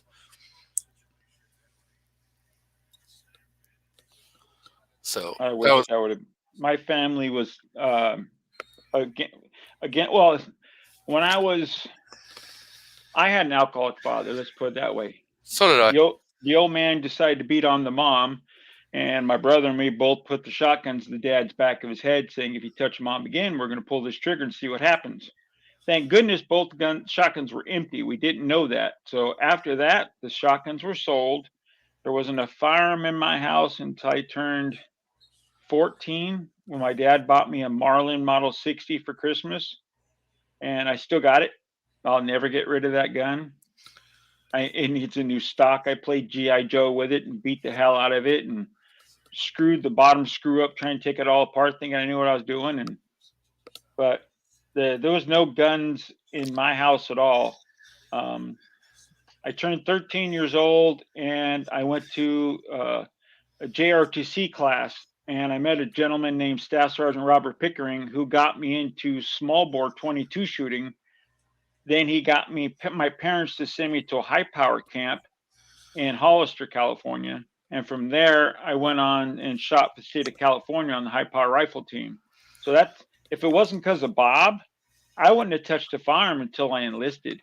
You know, it's just not in my house. You know, the old man was my mom tried to do the best. My mom was the best. I mean, we all say our moms are the best and dads try, but you know, I wish I could afford to buy a gun for my family because that would be a great Christmas gift. You know, the women might not think so, but the guys would. You know, because I only have boys. I don't have a daughter, so I don't know how a daughter. I'm sure a daughter would love a gun too. You know, but I could be totally wrong. I'd hope not. Yeah. My dad's side of the family, they were all Army, and so I already like them now. well, the story gets a lot worse.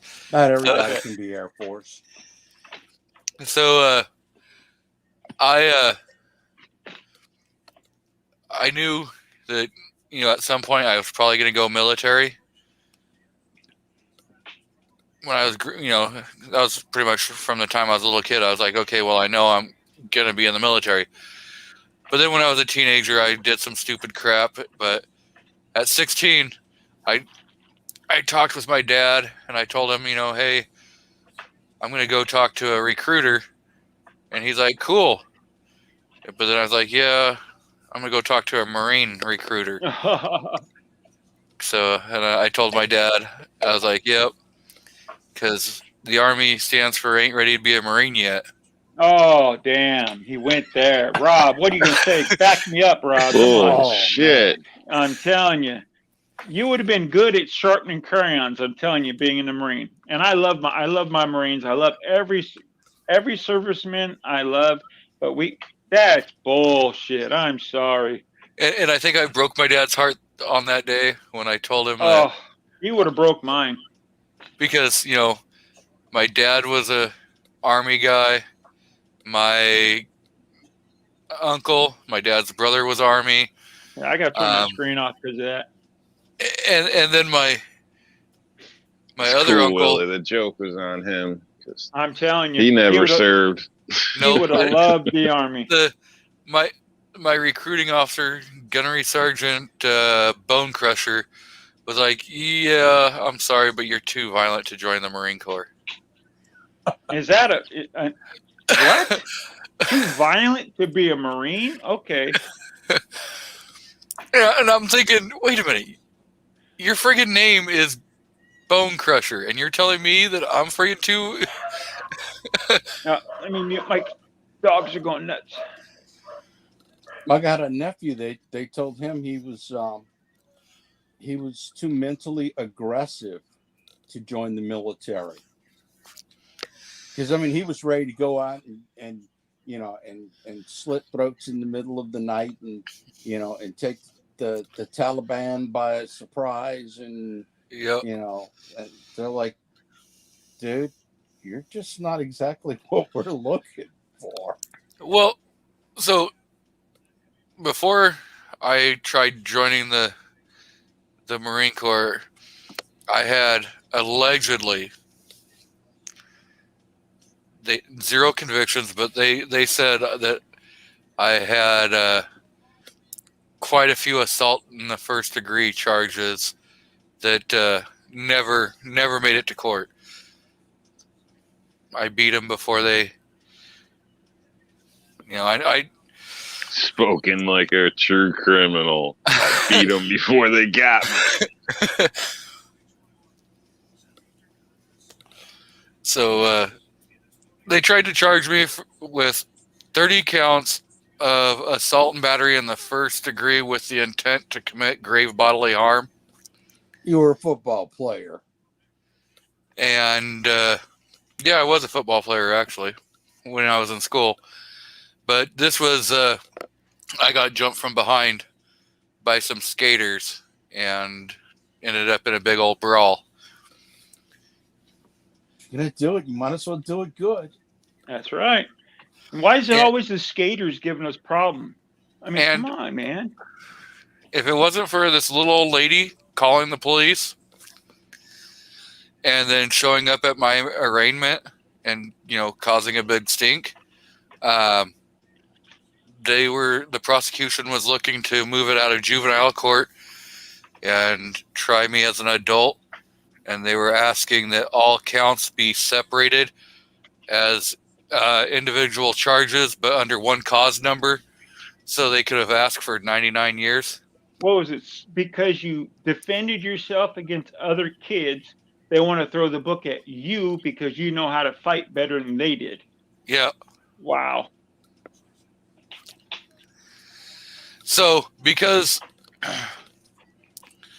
of that, the Marine Corps said I was too violent, that I was out looking for problems. It sounds like you and I almost had the same. I used to have to fight to school. See, I was the baby of the family. I was the baby. So my brother Lee was 3 years older than me. So when I was in junior high, he was already in high school. We used to have to fight from our house to get to school. And then when I was coming out of junior high, I'd see my brother across the street with his big ass football player. And I know I got to fight this guy because my brother made a bet saying that I bet my brother can kick your butt.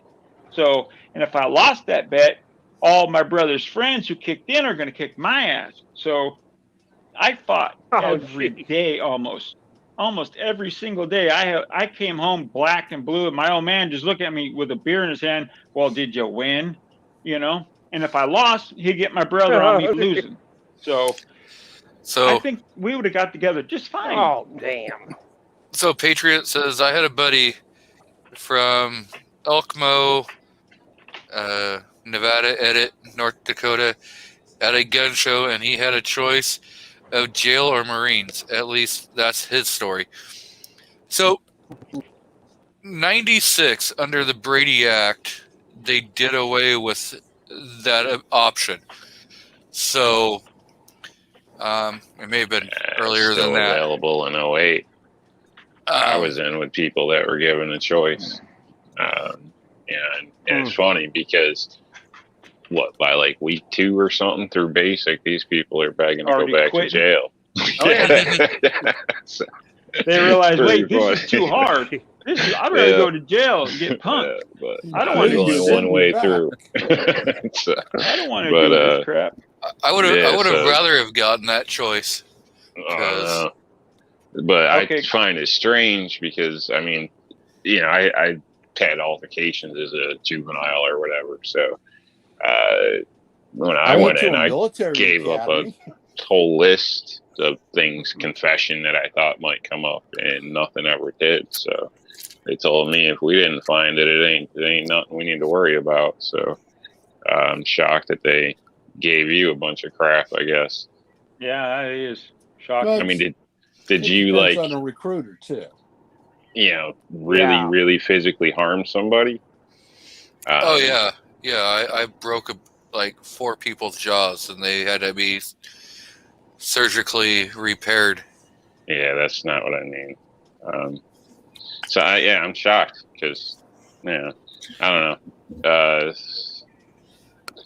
I don't want to say anymore. But And I may have stomped on a couple of them while they were laying on the ground. I tell you what, I've seen the Got biggest to. guys go into boot camp. They're yoked out the whole thing. Week 2, they're wanting to quit. They can't take it. They just couldn't take it. It's a mind game in my mind. Don't Yeah. get me wrong, Ranger School was tough. I thought I was going to die. Ranger schools school. for pussies. Blow me, airman. But I The have funny people thi- for that. I know. The I funny wanted to thing be. is, I my wanted to go mom- in and be a recon. Oh, Recon Marine Corps? Yeah, Yeah. I had a friend who was a jarhead Yeah. recon. Marine recon sniper. My buddy Adam Smith. Good I guy. didn't care if I was going to make sniper. I just wanted to be in the recons. I I wanted to got be the you. ones that were first into the fight. Let me go in there and Yeah. Well, I have grew up some with fun. a bunch of friends. Mark Cocciello, who he went in the Navy to be a photographer. He was a fantastic photographer in high school. Adam Smith joined the Marine Corps. I initially joined the Marine Corps. I went through boot camp, Pork Chop Squad. The Marine Corps found out that I'm a dumbass, that I have dyslexia so bad that they're like, okay, you're out. We don't want you. And the Army said, I shot toilet bowl for a rifle. So the Army said, we'll take him. So I went over to the Army and did their thing. So initially, yeah, I joined the Marine Corps. I wanted to be a jarhead, but the Marine Corps said, we don't want you after all. At first I went to the Devil Pup. It's a great program. If you have a child aged 13 to 17, they can go to like a 10-day boot camp just to see what military life is like. And I was hooked from there. So I signed, put my hand, swore. My mom said, yeah, let's do it. Get him out of here. He's a punk. Shit. When I came back from Ranger School, my mom picked me up at San Jose Airport and walked right by me. She didn't even recognize me. We sit down, and I don't know about you, Rob, but, swearing is at every word in the military. It's F this, F that, So I go home for the good old Thanksgiving dinner, and just like everyone says, I looked at my grandmother and said, can you pass me the fucking potatoes? And then I realized what I said. Oh, no. Little Portuguese woman walked up and grabbed me by my ear. She goes, she dragged me to the kitchen. She goes, do I need to wash your mouth out with soap? I'm like, no, ma'am. And here I'm a big bad Army Ranger, and I'm like, no, ma'am, I'm sorry, ma'am. I apologize. I didn't. In my head, I'm singing, fuck this, fuck that, all that crap. Every other word is F in the military, at least in my military. And in my military, you couldn't say red light, green light, yellow light, drill sergeant. No, drill sergeant, you're offending my feelings. Please back away. Give me 10 minutes to relax. That is some stupid that would turn somebody into a pile of crap real quick. That is the biggest bullshit right there, that they do that. I had a friend that out of high school, he went recon Marines, my friend Tyler, and he left the Marines because of that, because of the red cards. Well, the Air Force came up with some kind of shit like that, where if they're ragging on you too much, you can hand them a you've hurt my feelings card. I'm like, that's about the stupid. I'm old school. I'm wall to wall counseling. Well, when I went in '79, Fort Jackson, South Carolina, they had just gotten rid of the rule of the DIs, SDIs, anybody that they could have any physical contact with the recruit. Yeah, I wish you had told my drill instructor. This old boy that I had for a buddy, he and I always chummed around together, and we see one of the DIs coming towards us in the hallway. I didn't catch what he said, but that DI did. He caught him. He happened to be one of the badasses out of the bunch anyway. The DI dropped us both, started pumping asphalt, and he said something under his breath. I didn't catch what it was. And that DI walked over to him and railed him right in the ribs with that combat boot. Rolled him right over right there. I said, I don't want nothing to that. Just keep pumping push-ups. Shut up. Push it down. Yes, ground down. So I'm gonna. You are I'm gonna a read, human compactor. Mr. Patriot in the Dark says, "Come on, man. Even my ex went through Girl Scouts. I mean Army boot camp." Okay. What? Army boot camp wasn't super hard. The Marine Corps boot camp was hard for me because I was pork chop squad. I have a half chest muscle on my right side. So when I'm doing push-ups, I'm coming up real strong with my left and my right arm's going real slow. Well, it took a while to build that up. So it's kind of funny. You take your shirt off and you got a big pec, and this one's wah, wah, wah, but oh well, I was able to do it. You push through it. But I didn't mean, let me back up. When I grew up with those guys, Mark was a photographer. So he's hearing Adam and me talking about, yeah, we're blowing shit up. We're shooting full auto everywhere.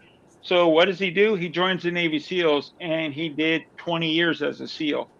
He went through it Combat like photographer. he was a combat photographer. All right, he was a SEAL, and he's still if on YouTube, man, what the Tactical Hive, he'll come off as coach. That was a good friend of mine, Mark Cocciolo. You know, if you ever see it on Tactical Hive saying coach, yeah, that's him. That guy, 6th-degree black belt in what was it?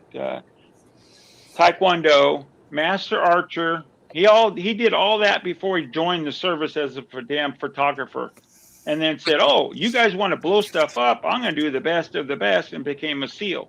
You know, and we laugh about Adam, me, and Mark laugh about what we've done and where we've been. And I can only imagine what Bulldog, because he did the full ride. I was only in 5 years, almost six. I can only imagine what Bulldog's seen and done. You know. Well, I mean, if you add, you know, mine comes up to 5 too, but it's 30, 3 and 2. See, when I went in to talk to the recruiter, I was like, yeah, can I just go ahead and sign career papers? Like when I first joined, I don't want to worry about re-upping or anything. I just want to be in. And he was like, yeah, you can go career right out to get-go.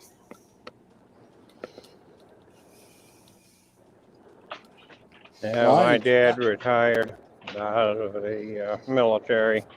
I got 13 in. That was enough for me. If my left knee wasn't destroyed, I probably would have stayed a lot longer. But at that particular time when I actually got injured, mentally, I was done. I saw too many friends get killed. I was the first, when I got the last year, when they sent me down to a National Guard outfit to have me do my last year because my knee was so tore up as a marksman trainer. And the guys were like, "You got a combat infantry badge? How did you get that?" The only time they saw it was Vietnam or Korea. So a lot of the stuff I've seen in Bulldog, I'm sure Bulldog's seen, you're not going to read about it, you know. Yeah, you're going to hear about Grenada, okay, or Panama. You know we were there, but did you know they were there for a lot longer than what it says? No. Mm-hmm. You know, American people don't know that, you know. Not too many people know anything about Honduras and Nicaragua and you know, Nicaragua. I chewed some dirt there, you know. I got a funny one to tell you. The girl that used to cut my hair and my wife's hair was a good friend of ours, and her brother-in-law was Army, and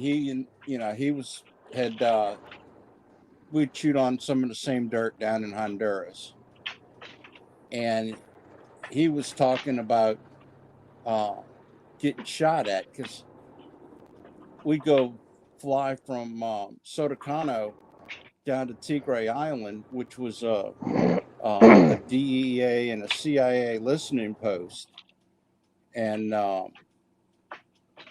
he was talking about, you know, all of the shooting that was going on, and I'm like, Joey, shut up, you know, and he's like, no, really, blah blah blah blah blah. Joey, shut up. And yeah, you don't talk about shit like that. Well, don't talk about shit like that. My wife was like, you know, she's like, so, Joey, tell me, down in Honduras, how much were y'all getting shot at? And I'm like, yeah, Joey, shut up. Yeah, exactly. And then finally, you know, it's like, okay, look, you know, just let it go, all right? But, you know, I got shot at more down in Honduras than just about any other place on the face of the earth, because they just did not like us flying over them. My dad, both uncles, would never discuss a lot of the stuff from when they were in Vietnam. So they Yep. My And- cousin the same way. You got to give it to those guys. World War II, you get enlisted. There is no out contract. Yeah, you can Yeah. get so many points before they send you home, but that's years of combat to get those points added up. If you get them added up, you know, those are Yeah. some true hard chargers. Those guys. Yeah. Korea, same thing. Vietnam, those guys. I feel so. Yeah, okay, you had a 12-month tour of combat, but you wouldn't Yeah. want to do that. You wouldn't want that on your worst enemy in the long run. You know, slogging through the muck, Mhm. all the Yeah. time. Yeah. jungle rot. the So guy we've been- who washed Yep, my your clothes the night great-grandfather. before is shooting at you. That Yeah. night. Mr. Yesterday's pomade has joined us out in the crowd, so welcome. And AR Gun 1776 has been in here for a while, but thank you Hey, guys. they are. yeah, you know, there some crazy stuff that I've heard. Team headline. Hey. Hey, Rob, were you ever sent anywhere? Where you got the combat infantry badge or been shot at or anything like that? I've been shot at, but I try not to go through my military stuff too much, so I got you. people can take it for what it's worth. Or Mm, I got you. I it hear doesn't ya. matter to me. I completely respect that. I hear you. Yep. Rob gets shot at on a daily in New York. Well, we know that. I mean, that's not new. Especially in that state. Oh, Well, I should add, I'm still waiting to be formally discharged, so I will put that caveat in there. And I should have been years ago. So Why not? there's- I mean, I don't mean to pry, but you had me turn around now. From what I can state, part of my record is nobody can find it. So, Redacted. so, Okay, here we so go. Let me they're having bring you up to date. issues. I'm told processing, blah blah blah. So you don't have your DD-214? No, I've been So- in limbo. I've even I got. had. I feel What your you're pain telling right us here. is your sheep dipped. Yeah, I feel your pain, Rob. My first fiance had all my paperwork, all my berets, medals, everything. Found out she was cheating on me. So what do? I go beat the hell out of the guy instead of slapping her for giving it up, basically. So she throws everything in the fire, everything, and all of a sudden they're saying, Oh, "Well, Staff Sergeant Young, we don't see you anywhere. We don't see anything anywhere about you." And I'm like, "This is where I've been. This is where I did this." I mean, I'm going through everyone, VFW, my congressman. I'm going through everyone to get proof of me being in the military. The way I finally got it figured out is I got my military death benefit sent to me. They're saying, "Oh, well, if you're to my wife basically, if your husband dies, you can use his military burial for him." So I had them get me my paperwork. So that got me back into the VA to get my leg and all that crap, which I got denied, which I knew I was going to get denied. And now I have to go into, I forget what it's called now, An appeal. an appeal. Thank you. Yeah. Because they're saying, "Well, Mr. Young, you didn't have us amputate your leg, so why did you have your leg amputated? There's no good reason. You just had your leg taken off for no reason. So why do you expect us to 'Cause give you new It did prosthetics?" match the other one. Exactly. I had a right foot and a left foot, and I wanted. I had a freckle on this leg and a scar on that leg, so I said, "Take it off," So that's what I'm going through. So I feel your pain, Rob. I feel your pain. Trust me. mine's probably a little different because they do have a partial record. They just can't get it complete for some reason. Have you Well- went to your congressman or anyone, Two of or them, you just? yeah, Oh, All right. and they gotta basically Let me no offer this no to you. improvement.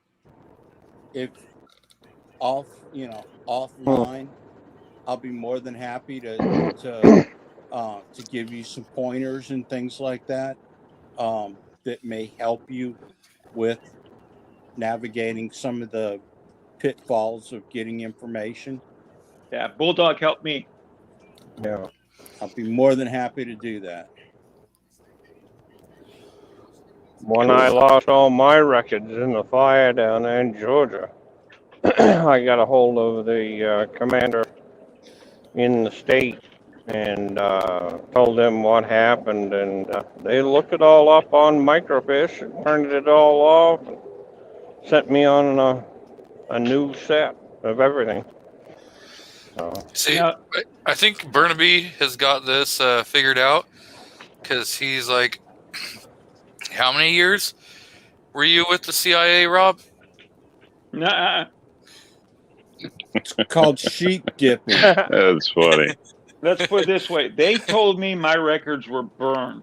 And I'm thinking, they said there was a big fire and my records were burned. I'm like, no, that was back in the 70s when that fire happened. So when I joined, everything was on computer.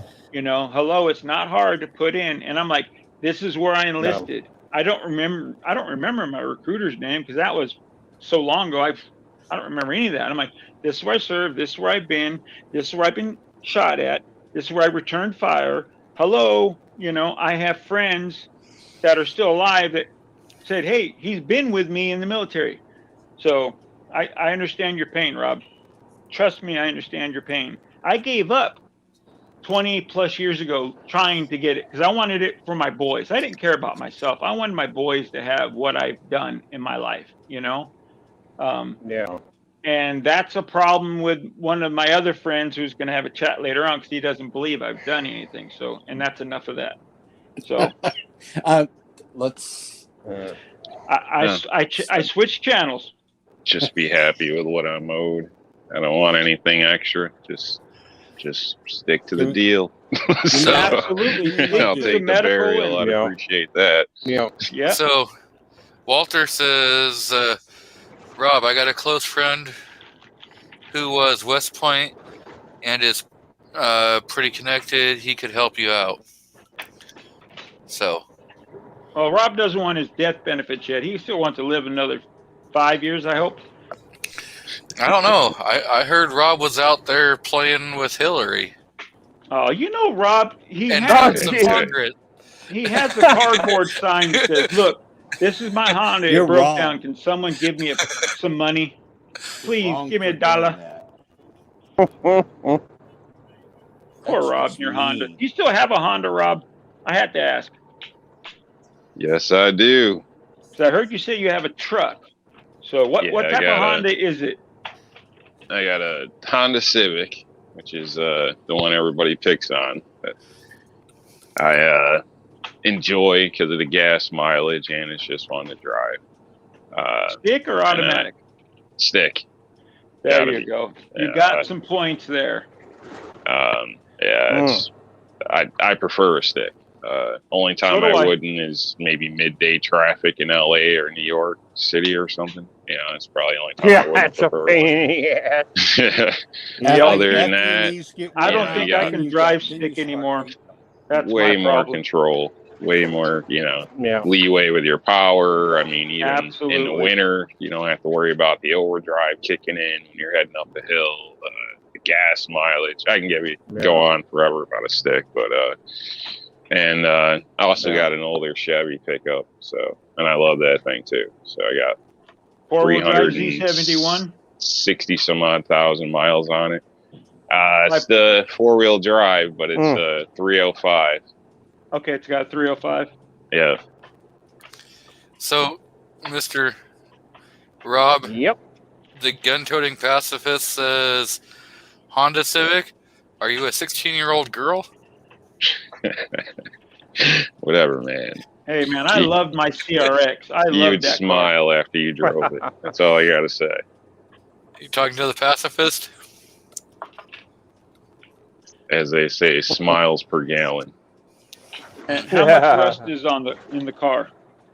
Any rust? Yeah, it's base layered a little on the bottom, pretty much 3/4. underneath. But it's a northern vehicle that's I looks understand. 98, so I you understand. didn't expect it. The body looks good though. Really The good. rust is what's holding it together on the bottom.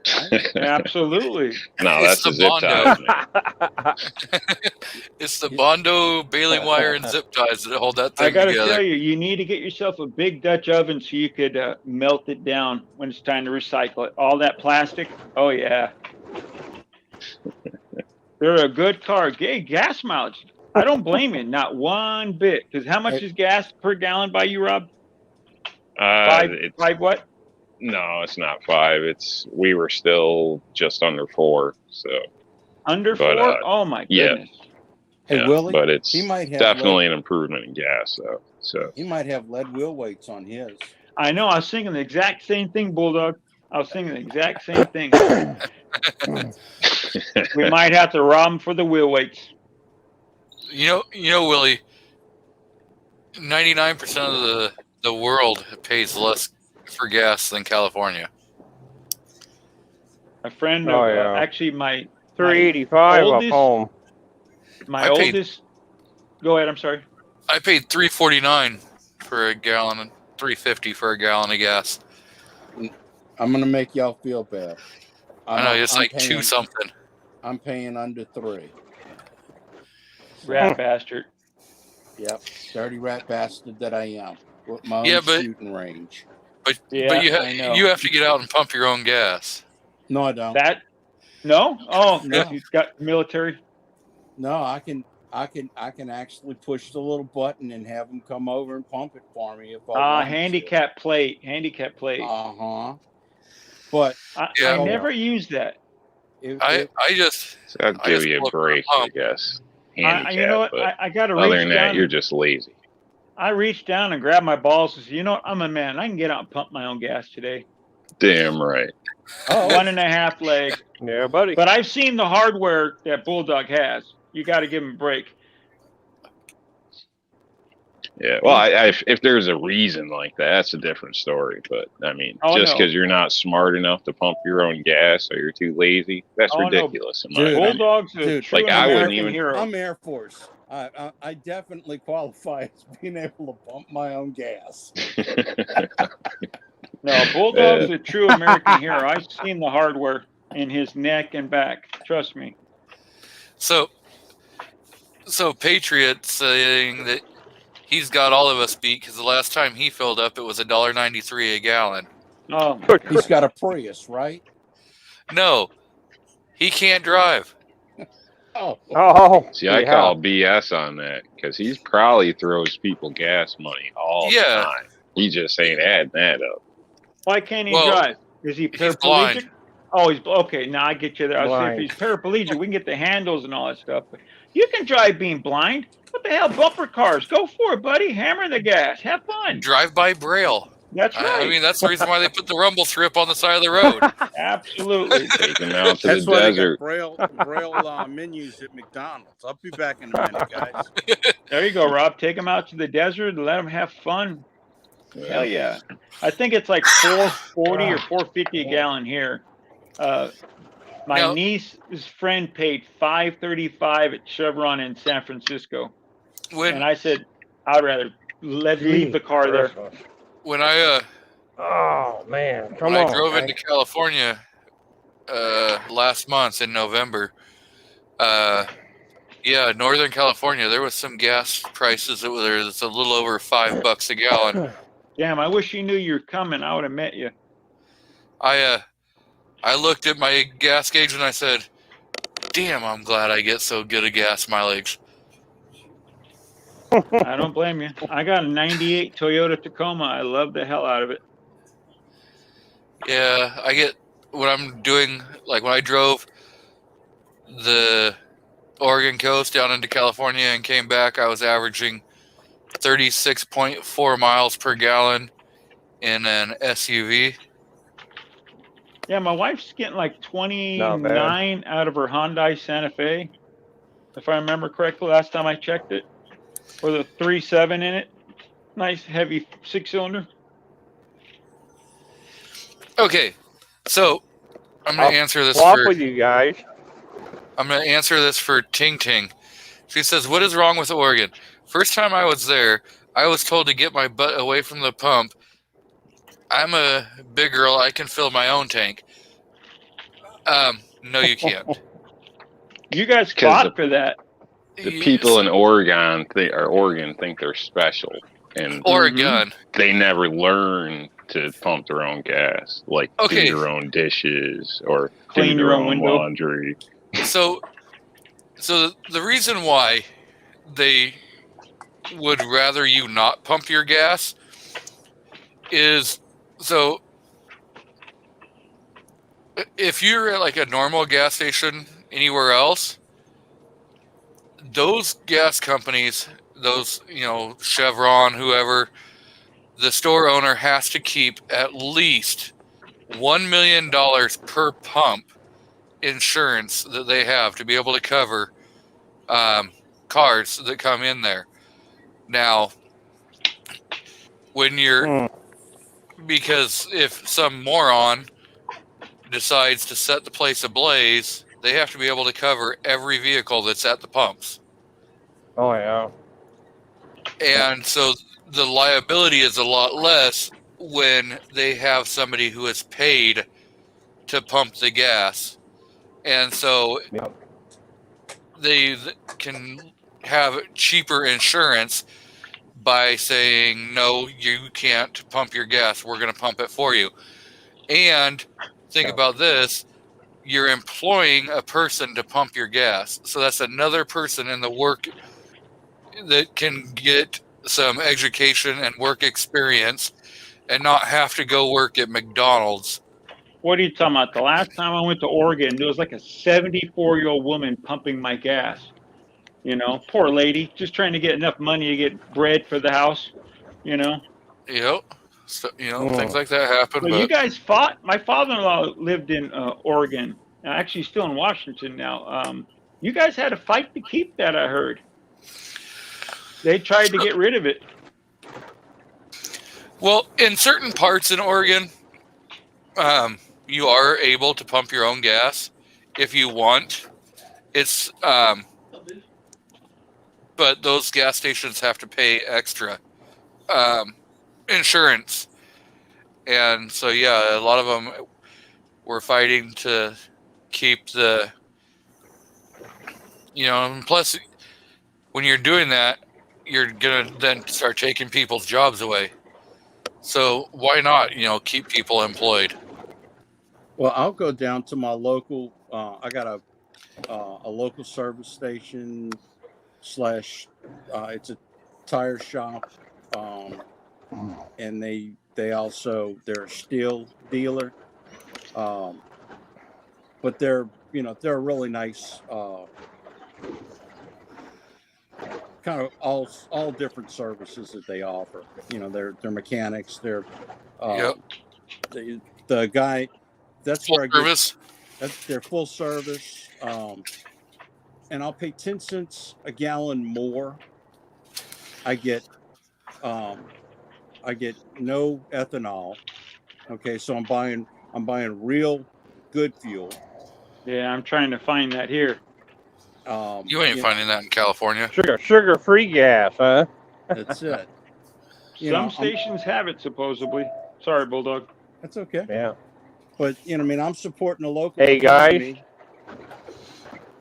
And, Yes, sir. Single shot. What do you? I just filled this thing up in New Hampshire. 150 gallons, $560. Ouch. So what were you saying there, Mr. Bulldog?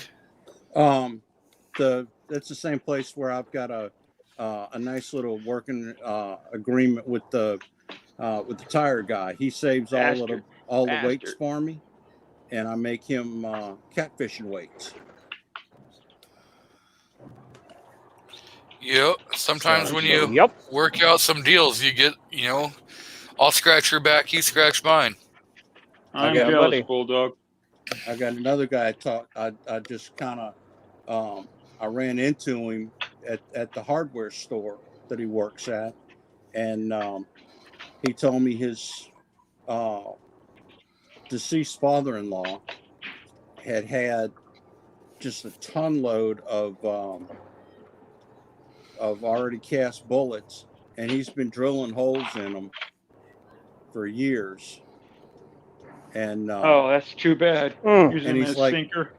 he's like, yeah, I'm just, I just drill a hole. If I need something, I'll sit down and drill a whole bunch of holes in them. I said, look, dude, let's work out a deal. I'll make you what you want. Okay, because he catfishes too. I said, I've got these different types of molds. I'll make you bank sinkers. Okay. However, whatever sizes you want that I've got, and we'll trade off pound for pound. I'd rather have alloyed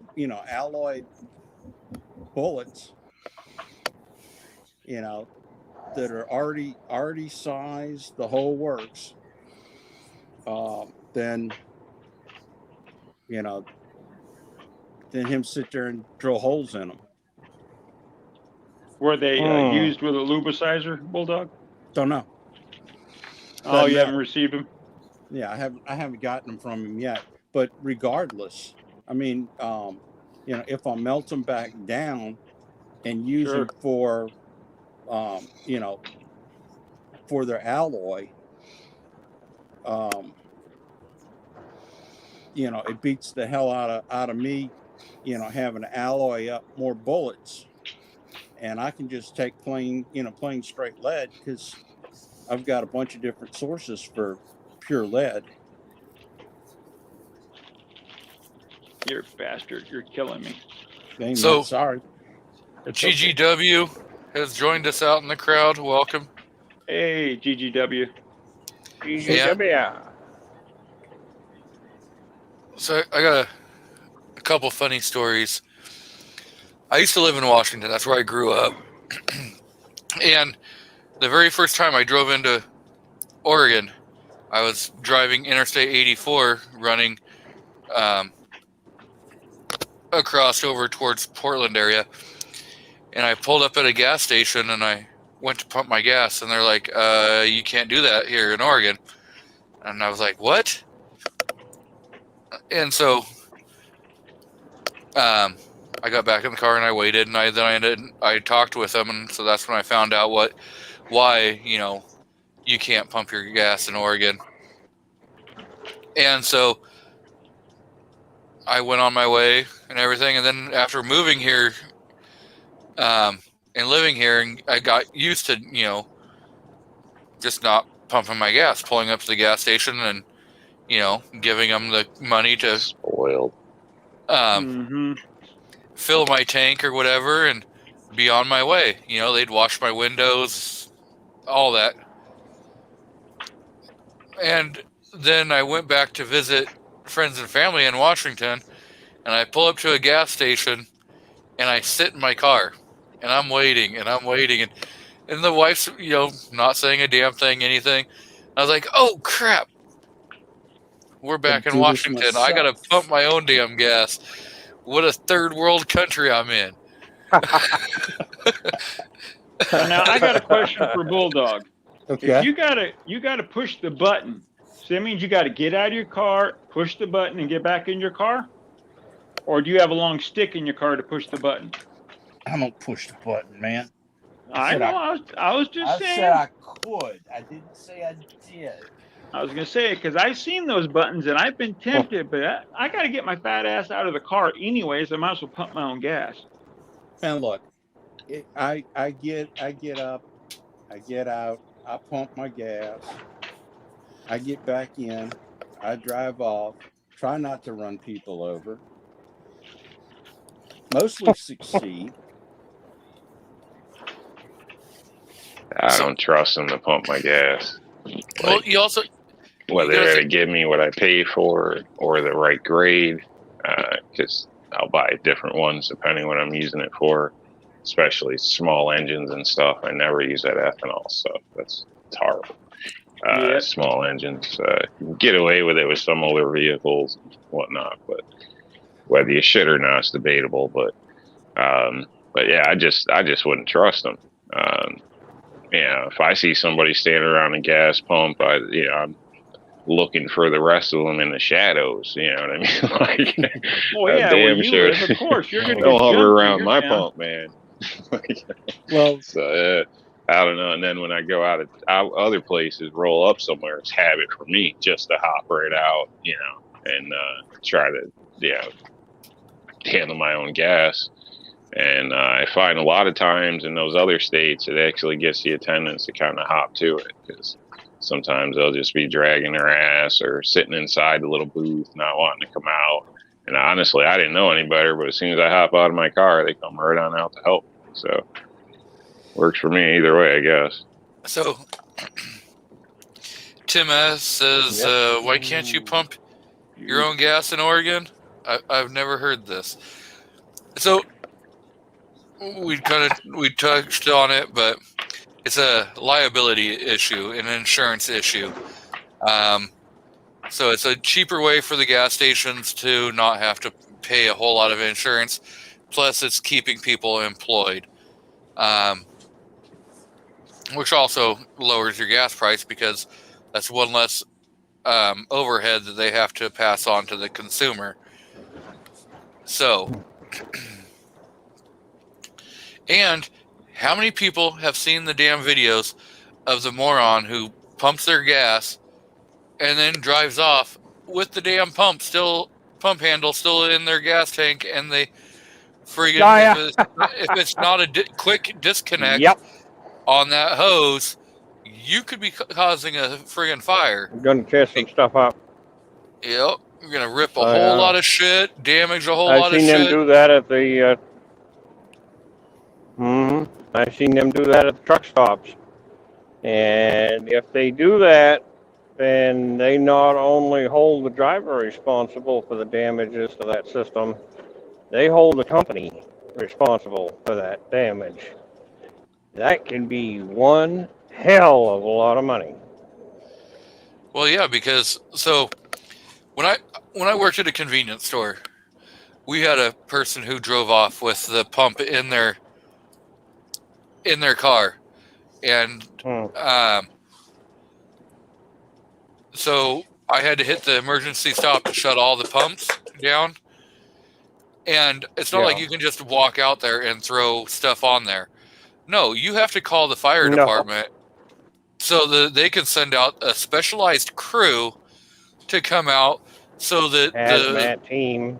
Yep. So and now you're paying hazmat fees for them to come out and clean up the gas that you could throw kitty litter on.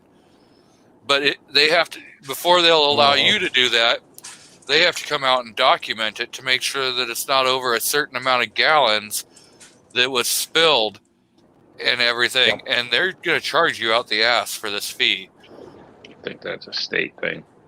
I think it's a state thing, probably, because I know here it's probably handled a little different. So, but also the pumps are done to where if the hose was to get damaged or frayed anyway, there's an auto shut off due to the pressure. So, modern pumps shouldn't be spilling gas all over the place these days, and at least not even up to 15, possibly 20 years ago in New York State, I could state. So, so I don't know, maybe that's different in your area or something, but I know normally when there was issues around here with gas and stuff, depending on the size or this or that, usually it was somebody spraying somebody else that was trying to rob them or something like that, and there's gas everywhere. But it just gets shut down for about an hour, and all this gas stations have absorbent material there. I don't know, in some ways they may be more lenient, because I used to change filters on pumps for quick money. My friend's mom, all the EPA rulings, it's horrible with these EPA bullshit stepping in. Oh yeah, but I'm sure it's probably different different places. Yeah. I still know people in the business technically, and this what you're stating sounds abnormal. So I assume state to state there might be little differences. Plus, whatever company you're working for is going to have policies as well. That so that might also dictate how you react to that situation. Yep. After that first time we had somebody drive off with a pump handle in there, I talked with the owner. I was like, look, let's just go ahead and swap them all out to quick disconnect so that we don't have to worry about it. If somebody drives off, we can just grab another one, snap it in there, and no spilling. And so, yep, now you have a lot better with a quick disconnect. That you're not damaging your pumps, you're not damaging your hoses and crap, and it's a hell of a lot better. You ever see them foam off? Like there's a fire out there and it takes off. Looks like a sprinkler system, but it's not. It's chemical foam. Like literally the whole parking lot will just be a giant ball of foam. Like unless you've seen it, you probably wouldn't believe it. It's amazing. Yep. That's a bitch and requires a day at least to clean up. Never seen it happen. Tell you what, Thank Doug, God. Firefighter It's one. pretty cool. Straight You should probably look it up online. I'm sure there's a video somewhere online. Yeah. But you'd be surprised how quick a parking lot can get flooded. What is it? Triple F? I'm not sure what exactly it is, but the tanks are usually on top of the canopies.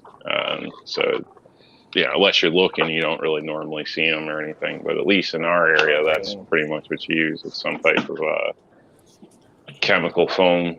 And basically, like I said, it'll get like 5-6 feet tall just on everything throughout the whole parking lot. Wow. We had a bit of a mishap with I was certified firefighter one in the state of Maine there for 8 years, and we had demonstrations with that foam. I also was hazardous materials incident commander level for the state of Maine. Go ahead, Bulldog. Yeah, I was going to say we had a little bit of a mishap in a hangar one time, where the system they were working on it, and it accidentally went off. And you want to talk about a mess? But it literally filled that sucker up to just in no time flat. It just got bigger and bigger and bigger and bigger. Oh my God, I can imagine the top brass coming out bitching who did it. No, it was legitimate. They were running necessary tests on the fail safes worked, and the foam went out. Luckily nobody or nothing disastrous happened, but it was you had to open up the doors and just let the stuff kind of go whoosh. So, Bald and Curious says, guilty of driving off with a handle. No, Val, come on. Thankful, had quick disconnect. So, and then he says, he's like, when at New York Outcast, Phil fouls, or I don't know, to the pump. Other people ask him to fill their tanks and tip him. That's how he gets gun money. Maybe I got to do that, Val.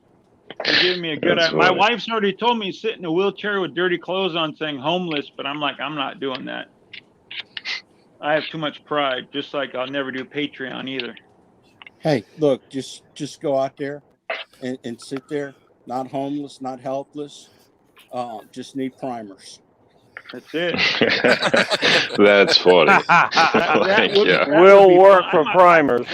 Dude, Oh, man. somebody would laugh and go home and get you a box, man. That's funny. I gotta think about that. Give it a try. We'll see if it works. Yep, we'll work Give for it a try, primers. Bulldog. Oh no, you don't have to work. I never said work. Just need primers. Don't put work in the name. That's it. Miss Ting Ting, you have a great evening. Good night, Ting Ting. Thanks for coming. Good night, Ting Ting, and you keep your TSP account secure in wherever you keep it. Yep.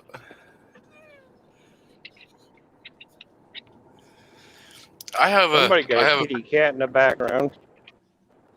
I think you're hearing Who's my. got- No, you're hearing Zoe right now. Oh, Mama's So- vacuuming the house, so the dog don't Oh. like it. So Bald and Curious says, I have a Patreon. I have no shame, but nobody wants to sign up. I I have know, a- Val. It's just not me, buddy. I have Patreon. I paid. I don't care if someone has it. It's just don't force it down my throat. Exactly. I just know? don't promote it very often. mm. I pay for one Patreon account, and that's with Bubba Roundtree. I think people should just send you money direct, personally. Absolutely. Yeah, I've- Skip the damn middleman. I know I've people are had- like, well, it's the interaction and the algorithm, but yeah, whatever. But I don't know. If you're not in it for money, then who gives a shit?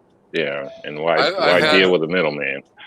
I've had one person, I won't say who it was, who sent me $100 bill.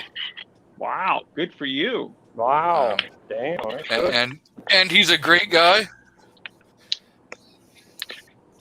So I see Mr. Rougarou Arms, formerly Rougarou's channel. Another Louisiana dude. another Southern boy. He's a great guy. He's got some great videos out there. I got to make another video. You do, Chuck.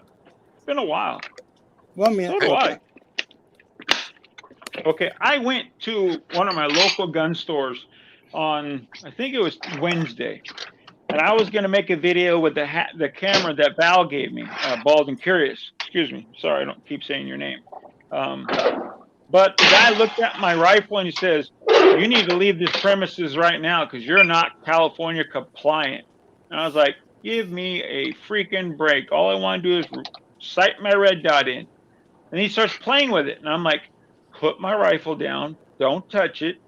And I'm going to leave now since you say I can't shoot here. You're making $8 an hour and you're going to ruin my life right now." So, stupid crap. "Oh, you don't have the shark fin on your gun." Oh my God, I'm so I don't sorry. need it. Exactly. I don't need it and I don't want it. So California and New York. Yes, sir.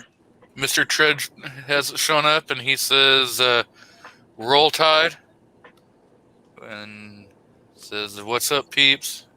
Tread's another nice guy. If you never met him, down to earth, nice guy. So, I rooted for Alabama just because they were the underdogs in that group. You know, Did the they're dogs win? Nope, Georgia got beat by Bama. Oh, poor Jamie. Poor Jamie. Yeah. So, We're going to have to email him a hug. I'm telling you. so I Then he went hunting and didn't see a deer to shoot.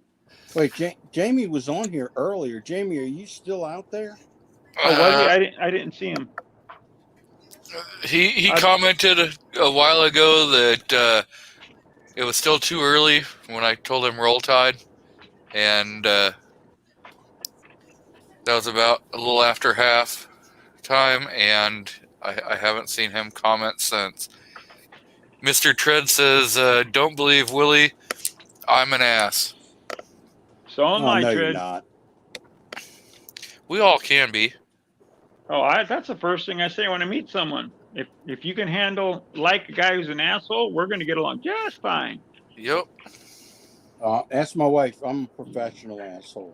But You know by it. the way, my wife said to tell everybody hi and hope y'all are having a fabulous evening. She's Well, such a lovely tell her- woman. Tell her we said hello right back at her. I can't. Hello. She's down in New Orleans right now. So Sorry. She's having a little bit of fun down no, that in. she works down in New Orleans, and we have a girlfriend who's got she has two houses, one right next to the other. And my wife and I, like when we're down in the city, we'll stay in what we call the little house. It's got a little bit less square footage than the other one. Like when I retired out the military, and we moved back down, we first stayed with them for a couple months before we came and moved over across the lake to on our property that we're on now. But they're she and my wife and our girlfriend, they're joined at the hip. They're like sisters that were separated at birth, and they're fantastic friends. Yep. Before her husband passed away, we spent just a tremendous amount of time. At one time, we lived a quarter of a mile apart from each other, and it was like whose house and were we staying at, and who was bringing the Red Box movie, or what were we watching. So Mandatory Carrie says he has to go. Have a good night, Mandatory Carrie. Have a good evening. Enjoy your weekend.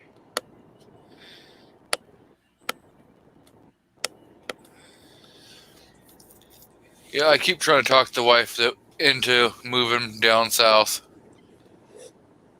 But she's like, yeah, I don't want to live where there's tornadoes and hurricanes and bugs big enough to carry me off. Look, there's something everywhere. That's what I keep trying to tell her. Yep. We got Has she ever lived anywhere else? Yeah, I took her. She lived in South Carolina. And, she grew up in Washington, lives in Oregon now. So she's been around a little bit. Not in a bad way, obviously. Yeah. She's traveled around a little bit. Well, she's traveled all over the United States, but yeah. I've been begging my wife to move out of this shitty shithole. She's ready, but we got no money. We gotta wait for the first grandchild to move, and then we'll figure it out. Why don't you just sell the first grandchild? No, I love Wyatt. I can't do that. Well, rent him out then. I'm telling you, he's such a cutie little boy, Yeah, and who doesn't love the name Wyatt? Come on now. Rent him out to couples, as a trial. Here, experience a grandchild for or bring some grandparents whose grandchildren have grown up, and they want to experience a younger grandchild again. Sure. Learn out. I don't think my daughter-in-law would allow me to do that, but that sounds like fun. Don't ask her. Don't give her any options. Oh, he disappeared. He disappeared again. Dang. The wife's like, she said when I was talking about moving down south, she's like, yeah, my parents are from down south. And that's all she said? Yeah. Yeah, been there before. Yeah, but Everybody's not like your parents. Come on now. Yeah, but down south where? Down south SoCal? Nope. So Texas, Missouri. Georgia. Depends. There's a whole lot of stuff below y'all that's south. Oh yeah, no. Her family's from the Show Me State. Missouri. That's not south. And that's where I would love to. I would either like to get into like Leesville, Louisiana area, or into Missouri, around like Ava or in that area. Leesville's some pretty nice. That's some pretty country. That's where my grandpa passed away and lived for quite a long time. I had to step away. Y'all, you were saying something about you used to go hunting up there, or you used to go shooting. Yep, we would sit on my grandpa's front porch and shoot off his front porch in Leesville, Louisiana. America. Yeah, that's one thing that I like about being here. You know, I live out in the country, and matter of fact, we got one of Uncle Jim's live chats shut down because I was doing garage pops. Nah. That's See? funny.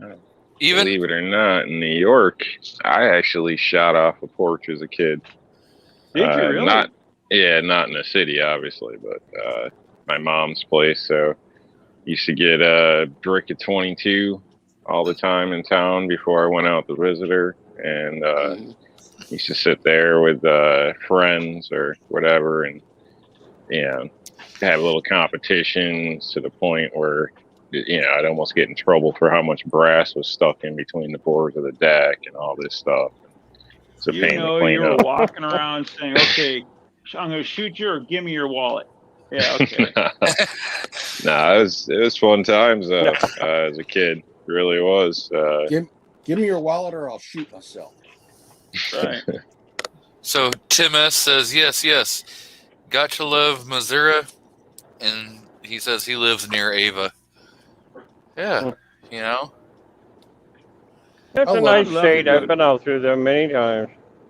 I was looking. I could pick up a 5-bedroom, 4-bath house sitting on 40 acres. I don't remember. You ain't picking that shit up. For $180,000. How much weed did you eat? Here's the problem right now. How long ago was that? Like 2 months ago. If Californians go there, it's going to triple. Oh hell yeah! Californians are ruined for everyone. They've ruined Oregon. They've ruined Washington. They're starting to try ruining Idaho. Arizona. My niece lives in Arizona. Her rent tripled. Nevada. Freaking Californians. I lived here pretty much my whole life, and I hate saying I lived in California. When you try to export liberalism, yep. We want to move out. We want to get away from this stuff, and then you bring the same problem. Yep. It's like I agree. Section 8 housing. You take a good neighborhood, and I'm not talking bad about Section 8 housing. There's a definite need for it, but social engineering is not where you take a functional neighborhood and put Section 8 housing right in the middle of it to try to better people's lives.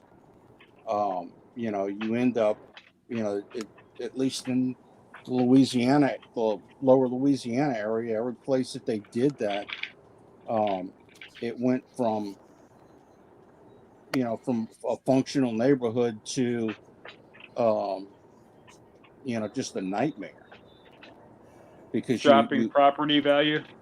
Well, you drop the property values, but you also brought the problems, the crime, the social stigmas that the social engineers were trying to, engineer out of people. All they did was just move the problem from one spot to a whole different other spot, and turn that that area into a problematic area. Crime, drugs, just all kinds of different things. Breaking and entering, vagrancies. I think it falls back to money in the city and stuff like that. So I've seen similar things happen here, and then they'll get a grant or this or that, a bunch of funding to go clean up an area, and those 2 blocks get cleaned up, and all the trouble just moves 4 blocks over, and then all the Mhm. complaints start again. The whole thing starts up, and then they'll get some money magically somehow, and then they'll go in and clean things up supposedly again, and then the people are just a couple more blocks over. So, and eventually they're right back to the same damn place they started. So really, I don't, the only person making money is those middlemen in between there. Really, the only Yeah, and the the only people really politicians. benefiting from it, from what I see. But that seems to be normal city business. I mean, look at the damn stadiums, half of them. They want to redo them every 5 years. A lot of them don't get the attendance they should. Most of them are, built and then either by the city or passed to the city. And even if they end up in Or a the private state. person's hands, they get funding from the city for it. And then everybody from the city goes in there and gets beat in the head for the prices for the place you paid for to begin with. Like, Right. I Or got don't, the, I, I gave don't just up don't tax get this. break. Or, $1.5 million for an elementary school auditorium. For what? I mean, honestly, don't get me wrong. I love kids, but elementary school, they're not that damn good. You don't need a, Hollywood stage for that shit, in my opinion. So, maybe high school, something you get up there where you start taking things more serious and you're not picking your nose and shit.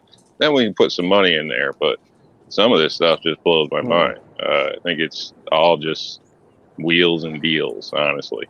Well, down here in Louisiana, if you want that stuff, you go to a private school. They don't put Mr. that. Foss, before you bail out, you want to plug your channel? I guess. Gonna do a chat in the morning, so if anybody's up at the god awful hour of 1 a.m. Pacific, come hang out. We're gonna talk about just some of the two-way court cases that are going Tonight? on. Yep. Okay, cool. So that's 3 a.m. your time. I might have to watch it in reruns.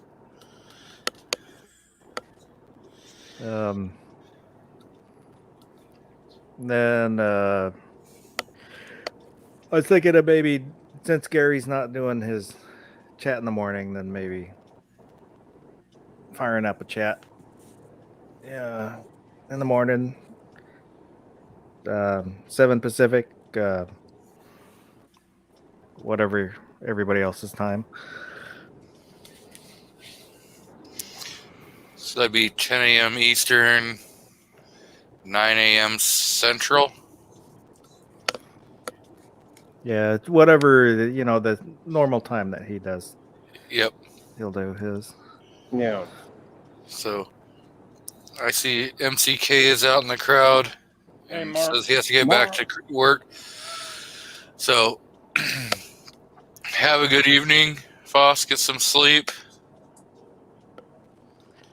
And I'll definitely be Have a catching good one, DM.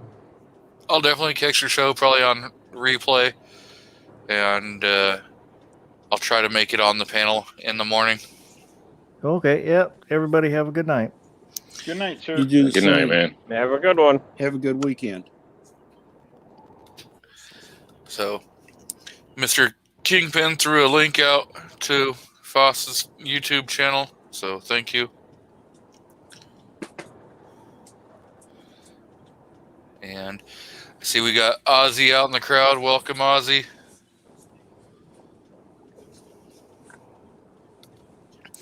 I think Tread said he had to bail out because he has to work in the morning. So I used to like doing that. That working stuff. Actually, I used to like getting paychecks too. yeah, the only thing nice about work is the paychecks. What are those? I don't know what those are. Well, now I just get the paychecks. Guys. Yeah, I'm not a fan of paychecks. I like payments from contracts. Over It's the same damn paychecks. thing. Well, it It's the depends same on damn if you're thing. if you're the one that's writing the paychecks. Well, so even if you're the owner of a company, you still have to require payment from other people before you receive money. So, so you're technically still getting a paycheck. Because without it, your business fails. Without your business, you ain't making money. Yeah, it's Yeah. different though. I mean, a paycheck's, I don't know, scheduled, and it's expected. I don't know. It's just different to me. I don't know. So are you a private contractor, Rob? Yeah. And we know who truly wears the pants in the family. So His he woman. is a spook, everyone. He's a private contractor. He's a spook. Yeah, okay. I'm His not woman saying is the one that cuts the paychecks. the CIA. Okay, he's the agent. His woman's the one cutting the paychecks. So is mine. She My wishes. woman, she works. My woman works. My wife would wish I could go back to work. My wife was retired, and then all of a sudden, after the storm, she found herself going back to work. There are times I wish I could go back to work, though, guys. It's just, it gets boring after a while. I've been off work for 22 years now. It gets old trying to find something to do.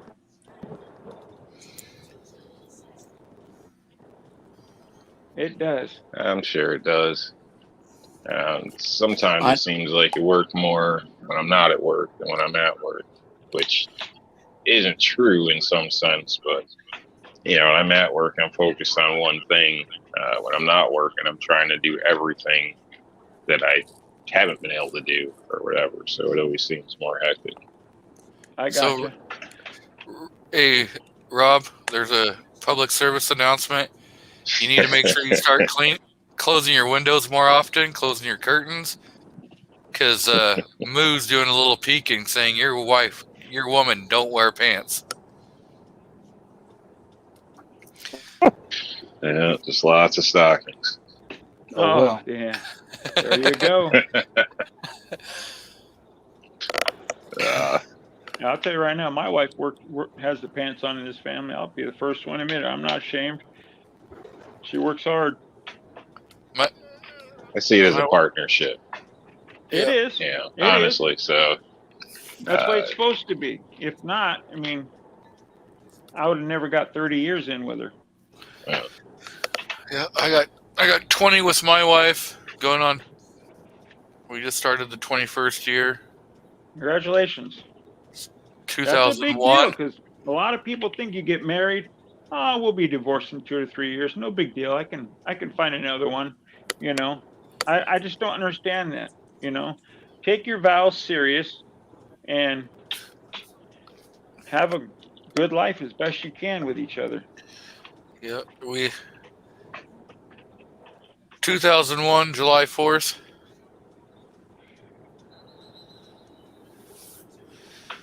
January 1st, 1991, I think. I got 91 or 90. I've been with my woman longer than I was able to drink. I gotcha. I was she's 20. got pants on. I was 20. And when- boots. There you And go. boots. She got the boots. That's right. She's planning on doing some shit kicking. Rob, you better hide. Get in the closet.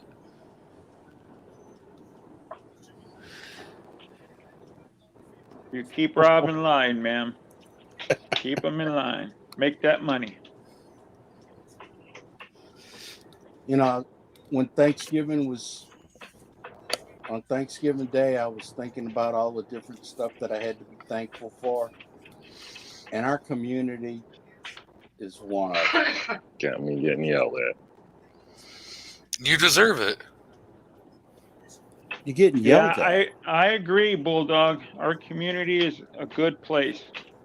I mean, we got some nutcases. Most of Do us we? are, but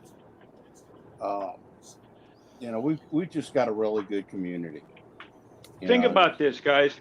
5 years ago, none of this YouTube, we would have been talking with each other on a live stream. I wouldn't have phone numbers to talk to people. It was by text if you're lucky, or email if you're lucky. If not, you're not going to meet these people. So What? What?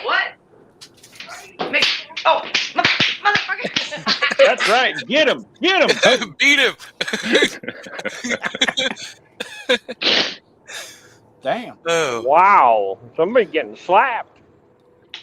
Rob probably trying to touch the strawberries that are dedicated to go on, some Oh, dessert. Rob. I'm sorry, but I was thinking foreplay. That's what I was thinking too, Bulldog, but we'll get kicked off if I start talking. If Dirty Well- Willie comes out, that's not going to be good. It could be foreplay. Rob does like to be chained up to radiators, so he says. Woohoo! Oh, jeez. No, she's the one that gets chained to the radiator. Oh, Yeah, Shane see, Brady. You last week. Yeah. I shouldn't have let you do that. oh, dang. She admitted it. Oh, no. Kinky. I don't believe you. We need to see Kinky. pictures. No. Kinky. Oh, Oh boy. yep. Even Drew. I got $5 saying the wife's gonna win. Poor Rob. No respect. Your Honda, and now your wife beating you up on a live stream. Yeah, it wouldn't be the first time his woman's beat him. Yeah, but guess what? He's got guns, ammunition, and probably a shitload of primers. No She's primers. abusive. No, And he got some metal racks to hang his guns on, too. Woo. he's promote got the wooden business. ones. Oh, wooden one. Sorry. Oh yeah, he does have the new pistol racks too. I forgot about Yeah, those. see, I saw that. See? Damn it. I'm trying to plug his business for him, and he's just ignoring my ass. I'm just trying to keep muted while I was getting yelled at and all the commentary back and forth. We was That's enjoying just- it. Exactly. I was thinking, man, that sounds like my house. Wasn't that your house last Saturday? You had to run and hide, Willie. Oh my goodness! Today earlier, Yeah, she's lucky. Lucky I'm online, or I'd show her what's up. oh yeah, You'd still, No. I think if you're lucky. You're Oh, boy. online, Rob. yeah. the truth will come out. I'm I lucky wouldn't I'm not. Rob, I'm surprised I ain't hearing more slapping. Oh no, she's scared. I heard her See- scaredness. You know the And funny in thing the is, other room. he's willing to talk all the crap, but the minute this live stream ends, he's gonna be down on his knees going, Nothing. please, Oh, he- please, no, Nothing. please. Oh baby, oh Nothing. baby, I love you, I baby, didn't say baby, nothing. baby, I love you, baby. Yeah, he mutes. Chicken mutes his mic. Take the whipping like a man. Yeah. That's what I thought. What? Don't make her get the belt. I Don't assumed make her was get an that order belt. for cookies. Wait, Seen another the oven belt? was on. The oven was on, so I thought you wanted cookies, so I just made them. I didn't turn the oven on. It was on. Maybe Cujo did it? Maybe. Ghost turned the oven on. You said there's a bun in the oven, So or is that cookies in the oven? cookies, I guess. But The not Minute pork. Tupperware says, what would be a good price for a G43X? Fridge. They're not worth anything. Oh, I'm sorry. $20 bucks. I love Glock. Glock perfection. You know it, So, baby. it, 43 is what, a a 10? more perfect. Is that a no, the 10? 43X is the single stack 9 mil. Okay. There's too many damn numbers in Glocks. I'm sorry. I don't know half And of they them. don't all match up with shit either. No, they don't. So $4.99 would be a pretty good price. Depending on what state the person's in. Yeah, if you're in California, $14.99 would be a good price. Yeah, you're adding $200 in California extra from everywhere else. So I'm glad Louisiana's got that Blue Line program.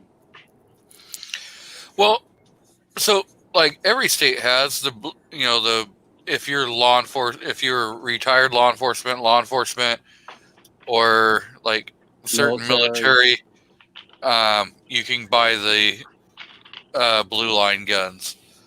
Right. But if you're not that, then you're just paying. You're just I paying can out only the look ads. at them. I can only look at them. Right now, nobody's got them anyway, so it doesn't matter what program they got going.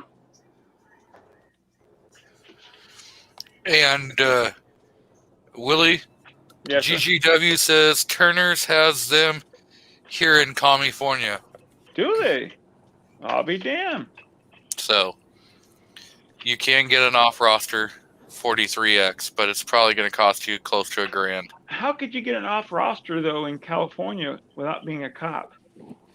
Well, if a law enforcement has had one, or somebody moves into California, Now I know and if then someone decides had they it- want to sell it. If someone, yeah, exactly. If someone had it, moved into California, then they could sell it to me. But that's good to know. I ain't got no money to buy one, but I can go play with it and look at it. Come on. So, Come on, Rob, Google. Ozzy's offering to loan you some handcuffs if you need to borrow them.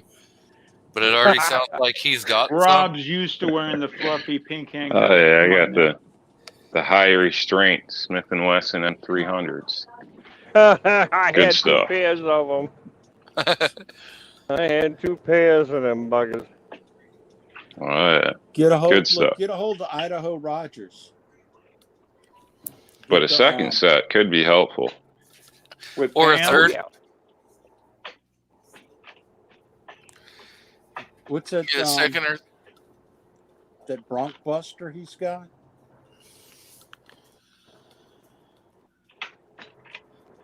I think Rob's woman just needs to get a cattle prod. Absolutely. That'll keep Rob's ass in line. And it'll help start the Honda. Yep. Well, you're not right, man. Stop ragging the man on his Honda. Hey, man, I'd be happy to have my old Honda whips again. I got a Honda out in my garage. Okay, now you gonna give me shit about it? Not at all. But you don't got a whale tail and everything else, and the purple lights underneath it saying "Girl Power." No, mine's a an 1100 Shadow. Yeah, yours is a bike. That's It's nice a bike. I've ridden one. Oh, actually, no, never mind. Oh, see, now he's not I saying got in front of his wife. He's ridden one, but he's not telling his wife he rode one. No, I was thinking of the Yamaha Star, not the Shadow. The Yamaha. I think that's the Yamaha. Christmas gift we need to get for Rob's wife is a cattle prod, and send it to her. I You're got a $5 riding for crop. this That'd be thing. that work. I'm No, broke. she'd get upset. She knows I'd take it from her and it'd get used against her and it'd be horrible. And I've You'd already be chased her trying. around with a barbecue igniter before. That's You enough know, to make her try okay, to jump guys, out the window. After the chat, you know Rob's going to get on his hands and knees, wash his wife's feet, saying, "Baby, I love you so much. I'm sorry. You know I'm just talking big in front of the boys." Exactly. Yeah, but he's Please, still please got don't. guns and powder and shit. He's got That's guns. crazy talk. Where is she, Rob? Bring her back in. Bring her back in, Rob. We'll find out the truth.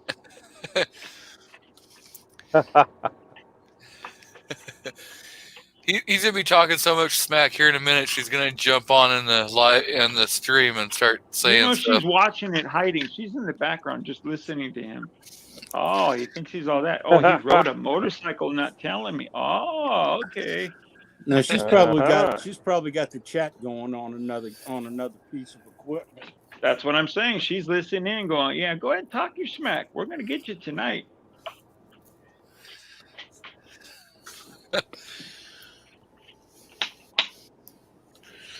So see Lady Rob was in this- riding with me on that bike.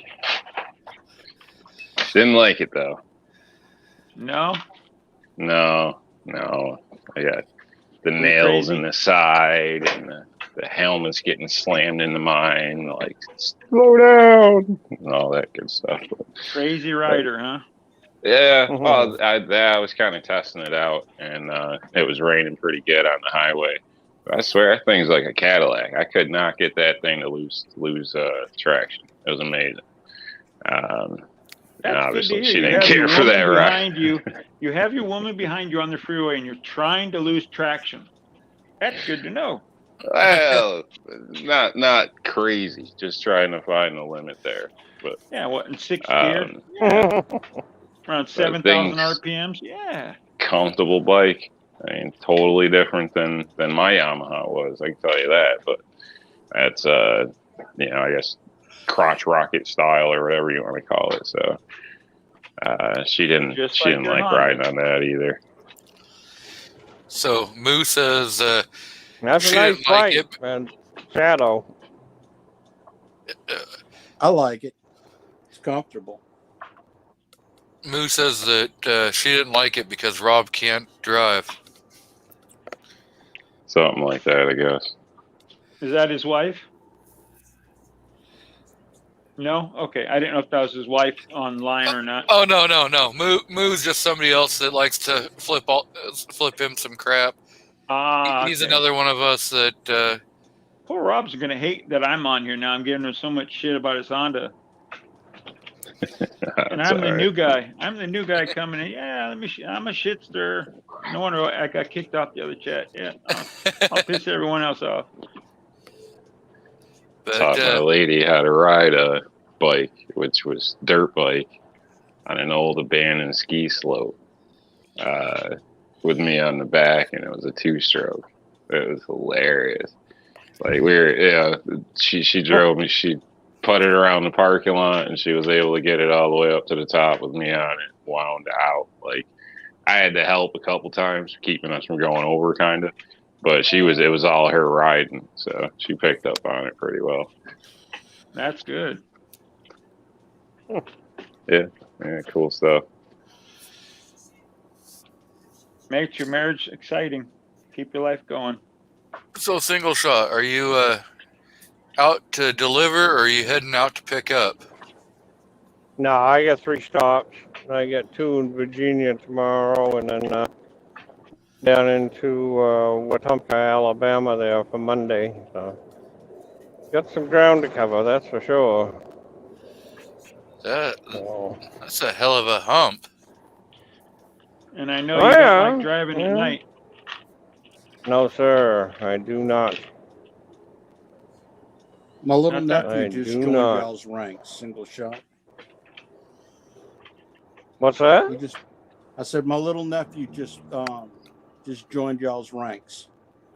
He became an over the road trucker. OTR. I guess Yep. that's what you call him. Yep, OTR. And I've been doing it for 32 years.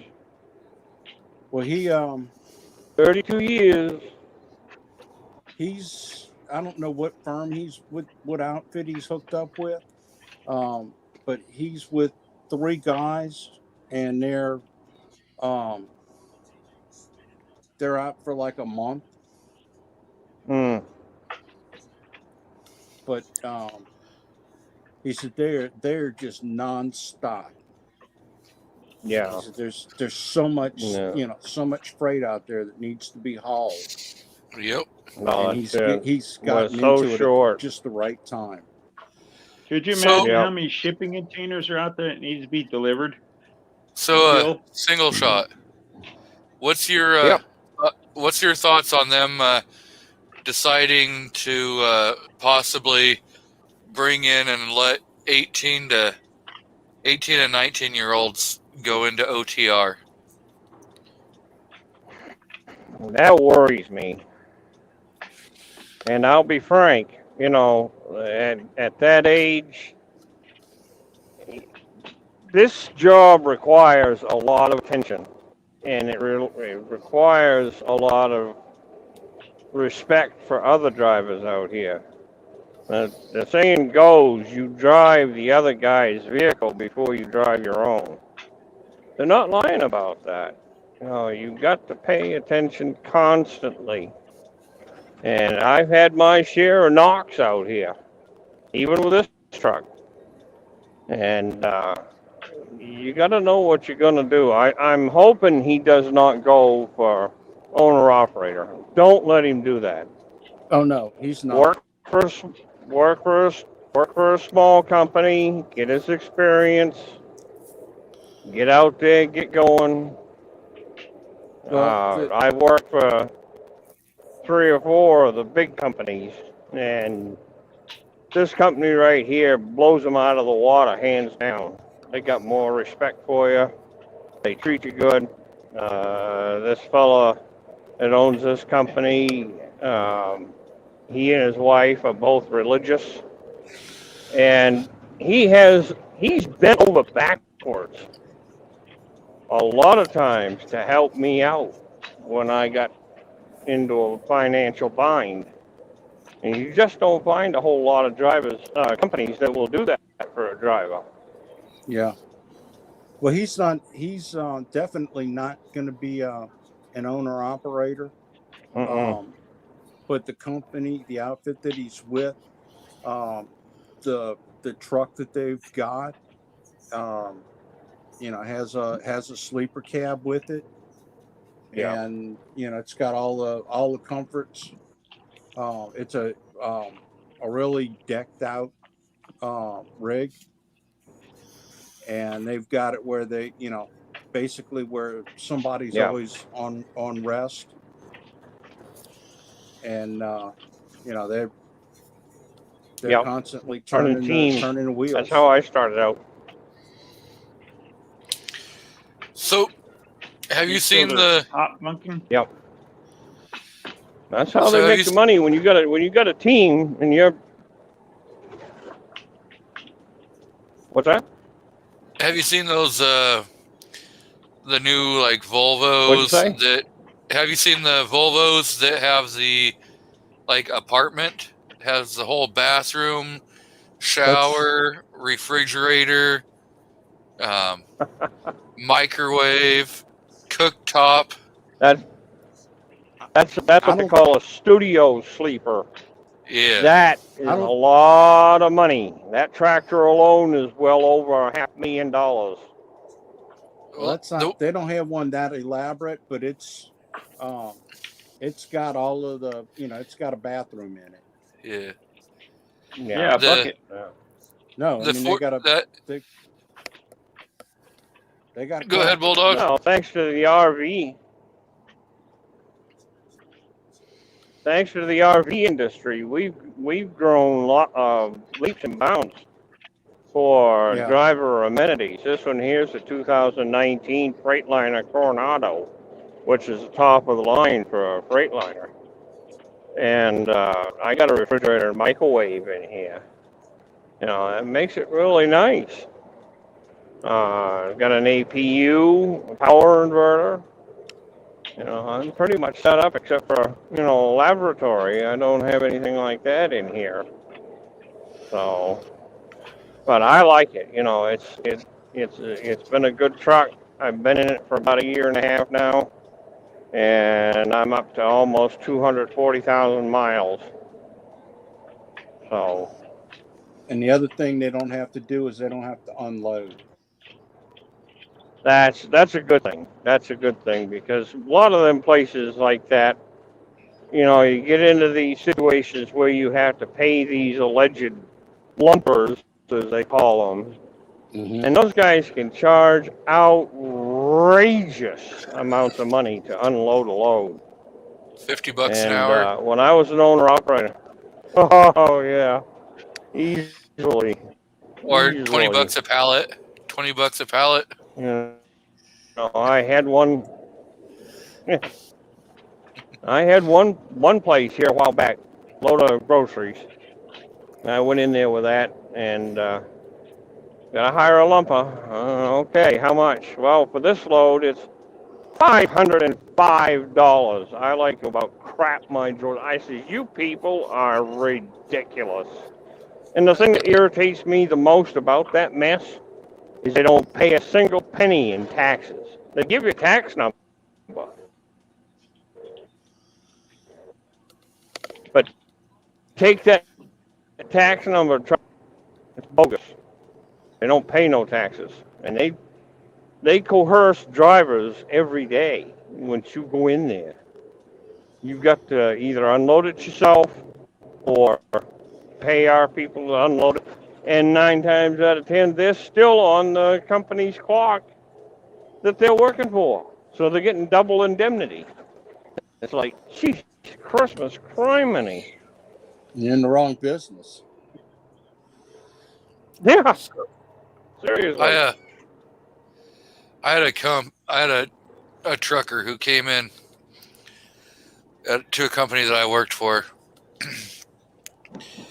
and No. he's like, you know, he wasn't delivering to us, he wasn't picking up from us, but the company he had picked up from had loaded him wrong, and his entire load had shifted. And then when, you know, he's like,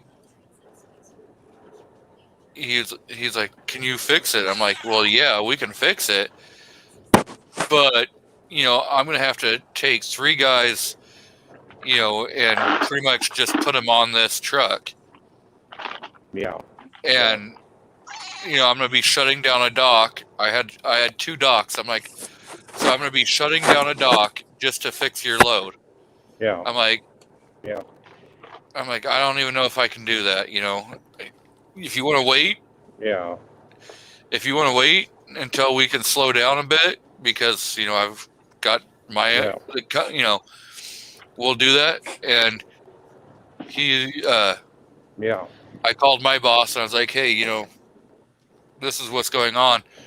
And he goes, well, if the trucker wants to pay you guys to do it, you know, that's your choice. And because he had been offering, he's like, hey, I'll pay you. You know, I'll pay you anything. And yeah, he ended up giving us $500 to pull everything off his truck, restack everything, wrap it properly, and reload his truck. And I was like, damn. You know, That's too bad. Evidently, he had a load shift on him then or something. yeah, his entire load. So he had 20 skids on his truck, and they had left gaps, so that they were running single doubles going back, and they left, you know, about a 2-foot gap in between the singles and the doubles. Oh. To try to stretch it the full 53 feet. Stretch it out, yeah. That's you know, that's actually the right way. You know, if he's got 44,000 pounds going into the trailer, I always used to have him load a single in front, 2 doubles right beside of each other, not separated. Yeah, and then another flip them single and 2 sideways. more doubles, but on the opposite side. Yeah, put them in that way, and then double the rest of the way back, balance it out. But each double would be shifted to one side or the other, you know, to help balance it out. Yep, But, you have to alternate your if you're going straight in. If you're going in sideways, you can use them to lock it to help kind of make it tighter. Yeah. But when you flip them sideways, you actually shorten the distance, so you're actually sucking that load in. You know that. Yeah. But we can talk loading trucks all day long. I know how to do that. I've been doing that Oh, for the God, last friggin'. I'm a forklift driver. Yeah. Forklift driver doing shipping too. and receiving. Got lucky years ago. Me too. In a fill-in job, what I call a fill-in job in between a real job, in my opinion. I don't know, whatever. I was loading working at a company building signs, and we had to throw the signs in the truck. And because of the crating, the trucks would always be like 2 layers. So, they'd roll in the bottom layer, and then as you went out, you added the second, and then loaded that, continued on out, whatever. Well, I ended up getting a different job. The guy that replaced me, his very first day, he went in, and I don't know, somebody wasn't paying attention or whatever. He was underneath the second layer as they were loading it, and the pins broke or some shit. Dude got crushed and killed. God. Damn. Lucky. I've been lucky a bunch of times like that, different ways. You start In the to right- think if there's a in the curse right or place something. at- But yeah. the wrong Yeah. Yep. Wrong place at the right time. And another That's place what at I the worry right about time. all the time too. Somebody walking around the truck out there by the docks. They'll walk right in between you and the end of the trailer. You can't see them. Oh hell yeah, that's real you good get blind. opportunity for something to happen like that. That's crazy. Somebody backing up, you stay the heck out of the way. Nah, they don't give a shit. Oh, I know. Okay. I gotta say one thing about the I know it. military and our heavy equipment operators. That was one thing that we trained our people to do. Is we always had spotters. Yeah. And I mean, unless it was just an absolute emergency, and you were in a bug out situation, you made sure that that somebody took the time to spot and stop stupid shit. Oh yeah. Oh yeah. And there's Are a you- lot of Shit will kill dumbasses you. in the military. So Yeah. Are you familiar with what a sling loader is? You ever heard of the term sling loader? I have. Well, you're talking to one. And we always had the opportunity, if we had to get equipment or supplies into an area with a Huey. That was my company, by the way. That was a air ambulance outfit. But they sent me out to do that sling loader class, and you had to have everything. You had to have your ducks in a row before you hook that thing up to the bottom of that aircraft. Well, I don't like messing around with helicopters a whole lot, because I've seen inadvertent groundings from people doing stupid shit, and seeing people get temporarily dead. Yep. And I don't like sucking face with guys. Yeah.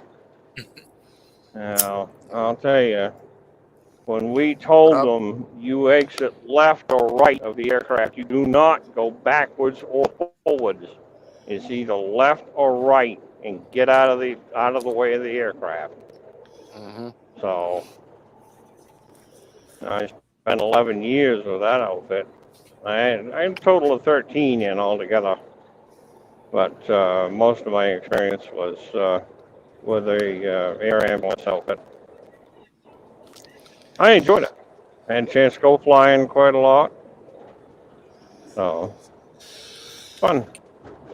I loved helicopters. Fast roping out of them, jumping out of them. I loved them all. So Rappelling. Yeah. Not me. Yep. Yeah, they enjoy that shit. Like, they fly those things like little sports cars and shit. Just, Oh, yeah. Like, man, that's nah. If I was driving, I might feel different. I don't like riding in those. None of that shit. Yeah, we had a half a dozen of our pilots were Vietnam bush pilots. Those boys were good. So, Mr. Single Shot, would you rather back up a pup, a 48 footer, or a 53 footer? 53. Them 28-foot pups are a pain in the ass. I spent the best part of I spent the best part of an hour and a half when I was trying to back one of them damn things up. Ugh. Give me a 53 and put it just about anywhere I want to put it. Yeah, I'll take a 53 or a 48 any day of the week. Oh yeah. I had to back a pup in a couple days ago at work, and I Typical hate guy. Always I hate wishing it was backing bigger. those. Yeah. Who's bigger? What's bigger? What's this? I hate. Well, the thing is with those pups, when you're backing that, you barely touch the wheel and they'll friggin' jackknife. Yep. Oh yeah. Yeah, they back so much more quickly than a long trailer is.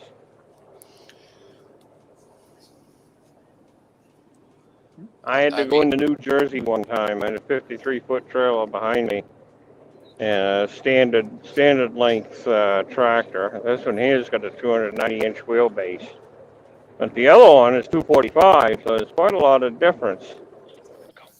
And I actually had to have two ground guides watching me as I blindsided inside of a two-bay building.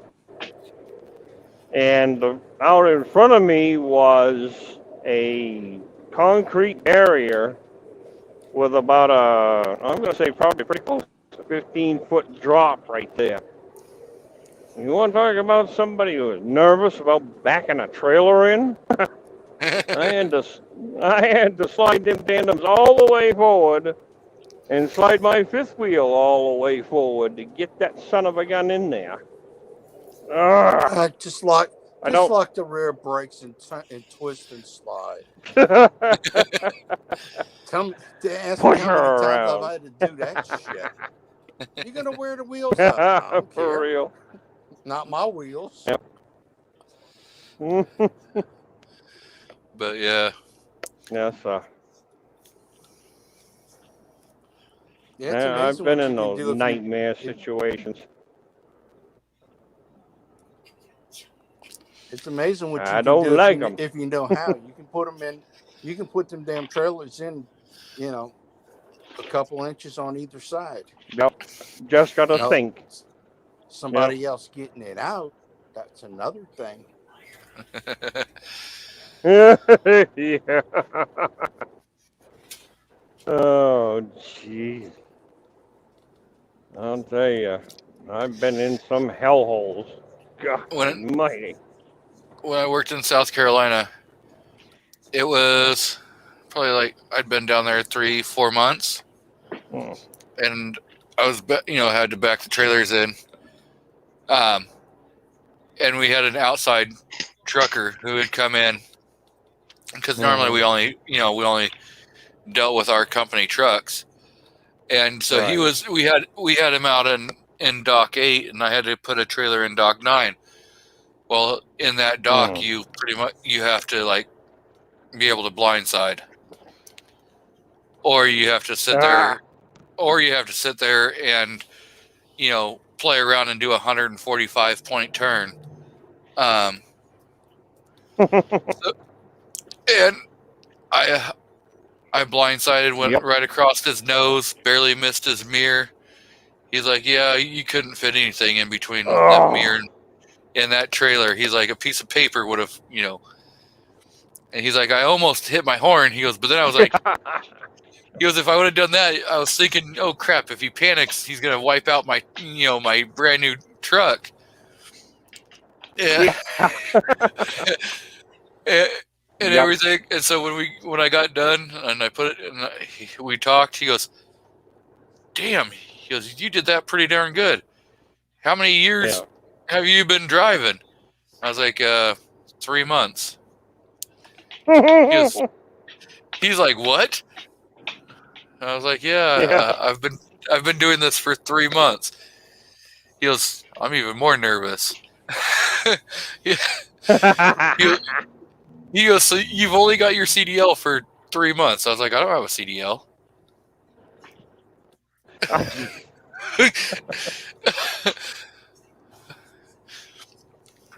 The only thing that really irritates me out here nowadays is when guys go back into a stall and they leave their blasted headlights on. Turn your friggin' headlights down to parking lights at least. You know, if it's nighttime, I can see the point. They want somebody to see where they are at night. Yeah, okay, cool. Turn your headlights off. Blinds the hell out of me and I can't see a damn thing. I'll get out and tell them, turn your friggin' headlights off so I can see what the hell I'm doing.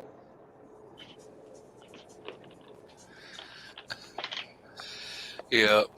I like the fact that we used to not have to have CDLs in the military if we were driving military vehicles. Now they're changing all the freaking rules. That's right. Well, oh yeah.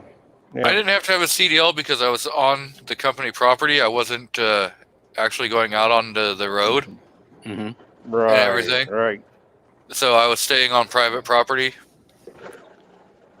Yeah. And so I'd back the trailer. Good practice. I'd back all the trailers into the docks. We'd load the trailers, and then I'd seal them and put them back out in the yard so that our company drivers would just come out and hook their tractors and go. But then I got to the point where I was backing the trailers in with the tractors already hooked up, and so all they had to do was come in pre-trip and roll down the road because everything was already ready. I mean, the seals were in place, the landing gear was already up, air lines were hooked, lights were hooked. So all they had to do was come in, pretty much look everything over, fire, and roll down the road. Yeah. So I had them all spoiled. Yep. I did that for a while at a food warehouse. I think I worked for them for, 5-6 years, something like that. That's where I got the experience with the friggin' pups. Yeah. Yeah. Well, we didn't have a yard jockey, so being the shipping receiving manager, I had to do it my damn self until I just figured that's what they referred to, or what's typically referred to that position would be a yard jockey, to my knowledge. So. Which is normally a CDL required position, at least around here. I assume for insurance purposes, not so much legal, because legal due to insurance, even though it is private property. But I'm trying to look on my military driver's license and see. You know what kind of irritated me about that, though? What's that? Is all of your military experience, they would not accept it, which I think is ridiculous. And when Dad and I was doing our ground school for being a pilot, and they would not accept any of our time flying to go to our school against the, to get your pilot's license. They wouldn't accept that either. And what the hell is going on with this mess? If you got it logged, but then, it depends on where you're at. I had a friend in the Air Force that had trouble. He basically worked on them as like a mechanic and whatnot. A lot of air equipment or whatnot, and had gone into he did that and then ended up working in a tower, and so when he came out, he was trying to get a job at the airport and this and that, and they kept refusing him anything to do with the tower because traffic control. Yeah, I'm trying to think of how they FAA certified. Basically his training, because military, you have an acceptable amount of loss, and through the public or civilian, you don't. So they always were concerned that he would fall back to that way of thinking. Yeah. Because he's already been trained, it was a bad thing, was basically what Yeah. they're stating. So he ended up pumping Right. gas at the airport. So pretty damn depressing. Yeah. That is. I tell you what. Let me Yeah. tell you Oh, yeah. something. Av fuel pump. Guys that pump av fuel can make some money. My little nephew came out of the Navy, and he did that for a little bit. And his dad was complete. My little brother, all of the boys in the family, including myself. I'm also a certified jet engine mechanic. Until we found out I was allergic to the oil inside the jet engines. And then I went back to the engineers. But everybody and all the boys in the family were had something to do with aircraft. My little brother works for Southwest, and he was just completely blown away when his son came out, and what they were paying him to pump fuel. Yeah. He's like, that is just crazy. Yep. And for I came out of the military as a certified cluster. Certified cluster. Basic. Yep. A cluster clock, you mean? Yep. Yes. I was certified to put ordnance downrange, but when I got out, I could not become anything at all. Here you go, single shot. Yeah. Truck. Everything is so much different. 10 ton.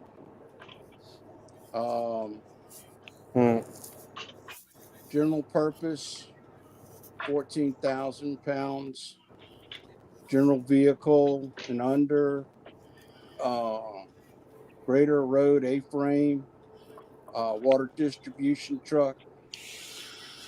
M923, M925, 5 tons. Dump trucks, 5 tons and up. Forklift all-terrain, 5K. You showing off. Let's check you out. Yeah, I'm showing off. He's like, I was one bad bitch. Semi-trailers. Yes, sir. 20 ton, 40 foot. What's this? Compactor roller. Dozer D6, Dozer D9. Isn't that sad? You have to have a classification to even move any of those. Yeah. Bus, 29 packs dedicated. Dump truck, 15 tons. Forklift. Oh, wait a minute, guys. 4K. He says it right there, dump truck. He was in the Air Force. He hauled off all of our crap. See, Air Force. Yeah. Oh, dude, I traded for your crap. I know. You brought it in, you brought it out. M35, M36 dedicated. Cleaner vacuum sweeper. Ah, you were made too. Rubber tired. Loaders 2.5 to, can't make it out. It's like 6 cubic yards. Bus 45 packs. Tractor with backhoe and loader. Forklift 6K dedicated. And that's on one of them. Hey, Rob, what were you, 11B?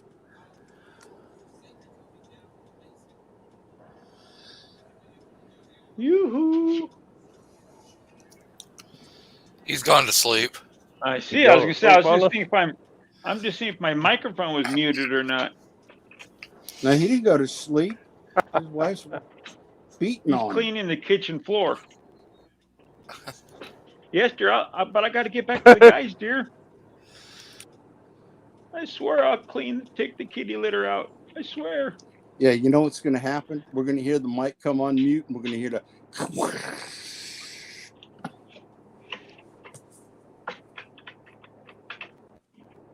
Hear the bowl flush. Are you there? Horrible. There he is. There he is. Yeah.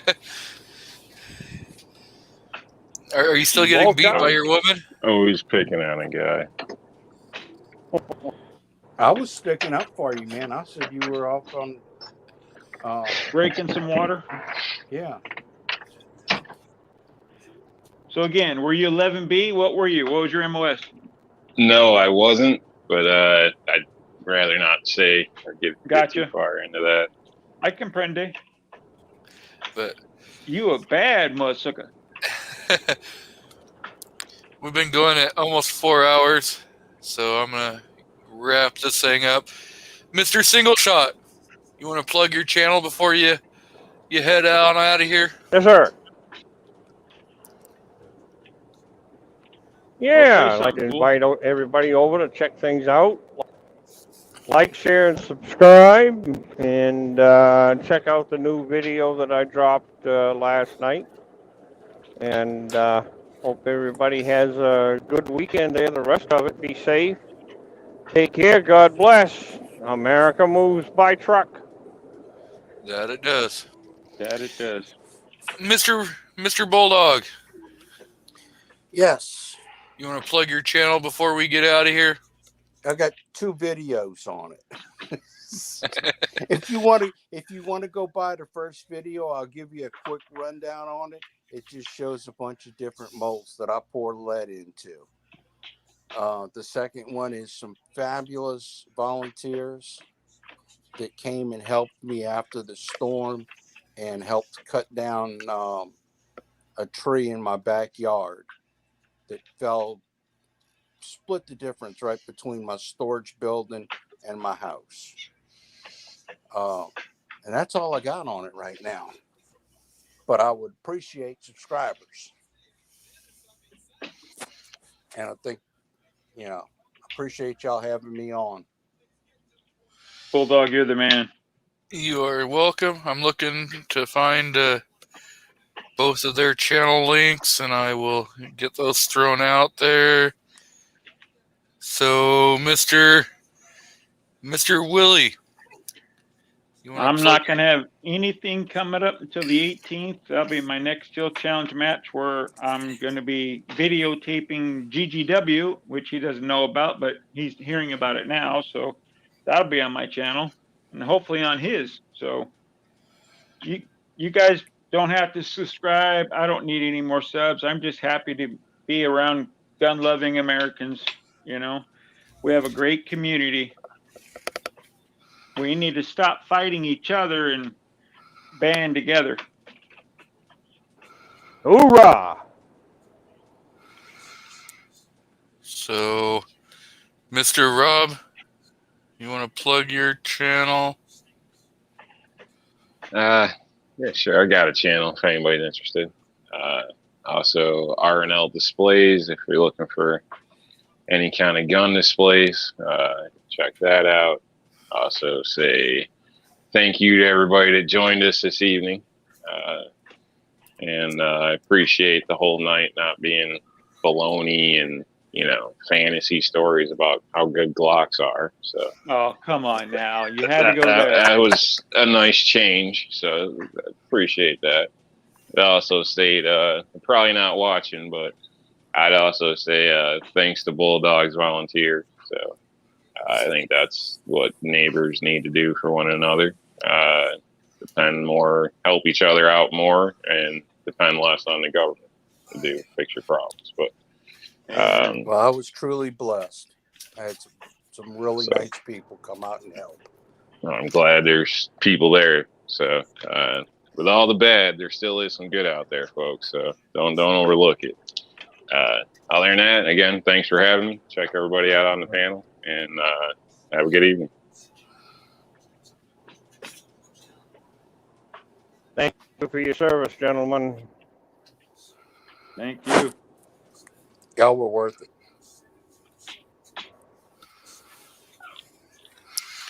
Still trying to find.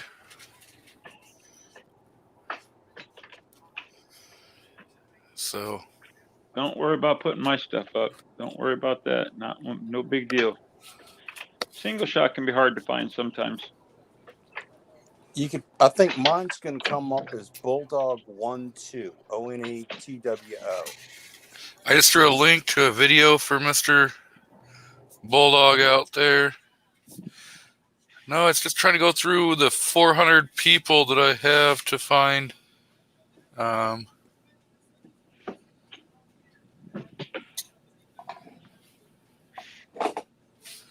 looking for Mr. Single Shot. There we go.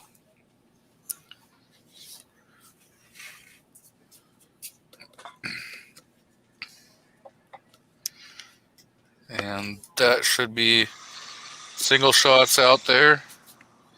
And hit the closer on here.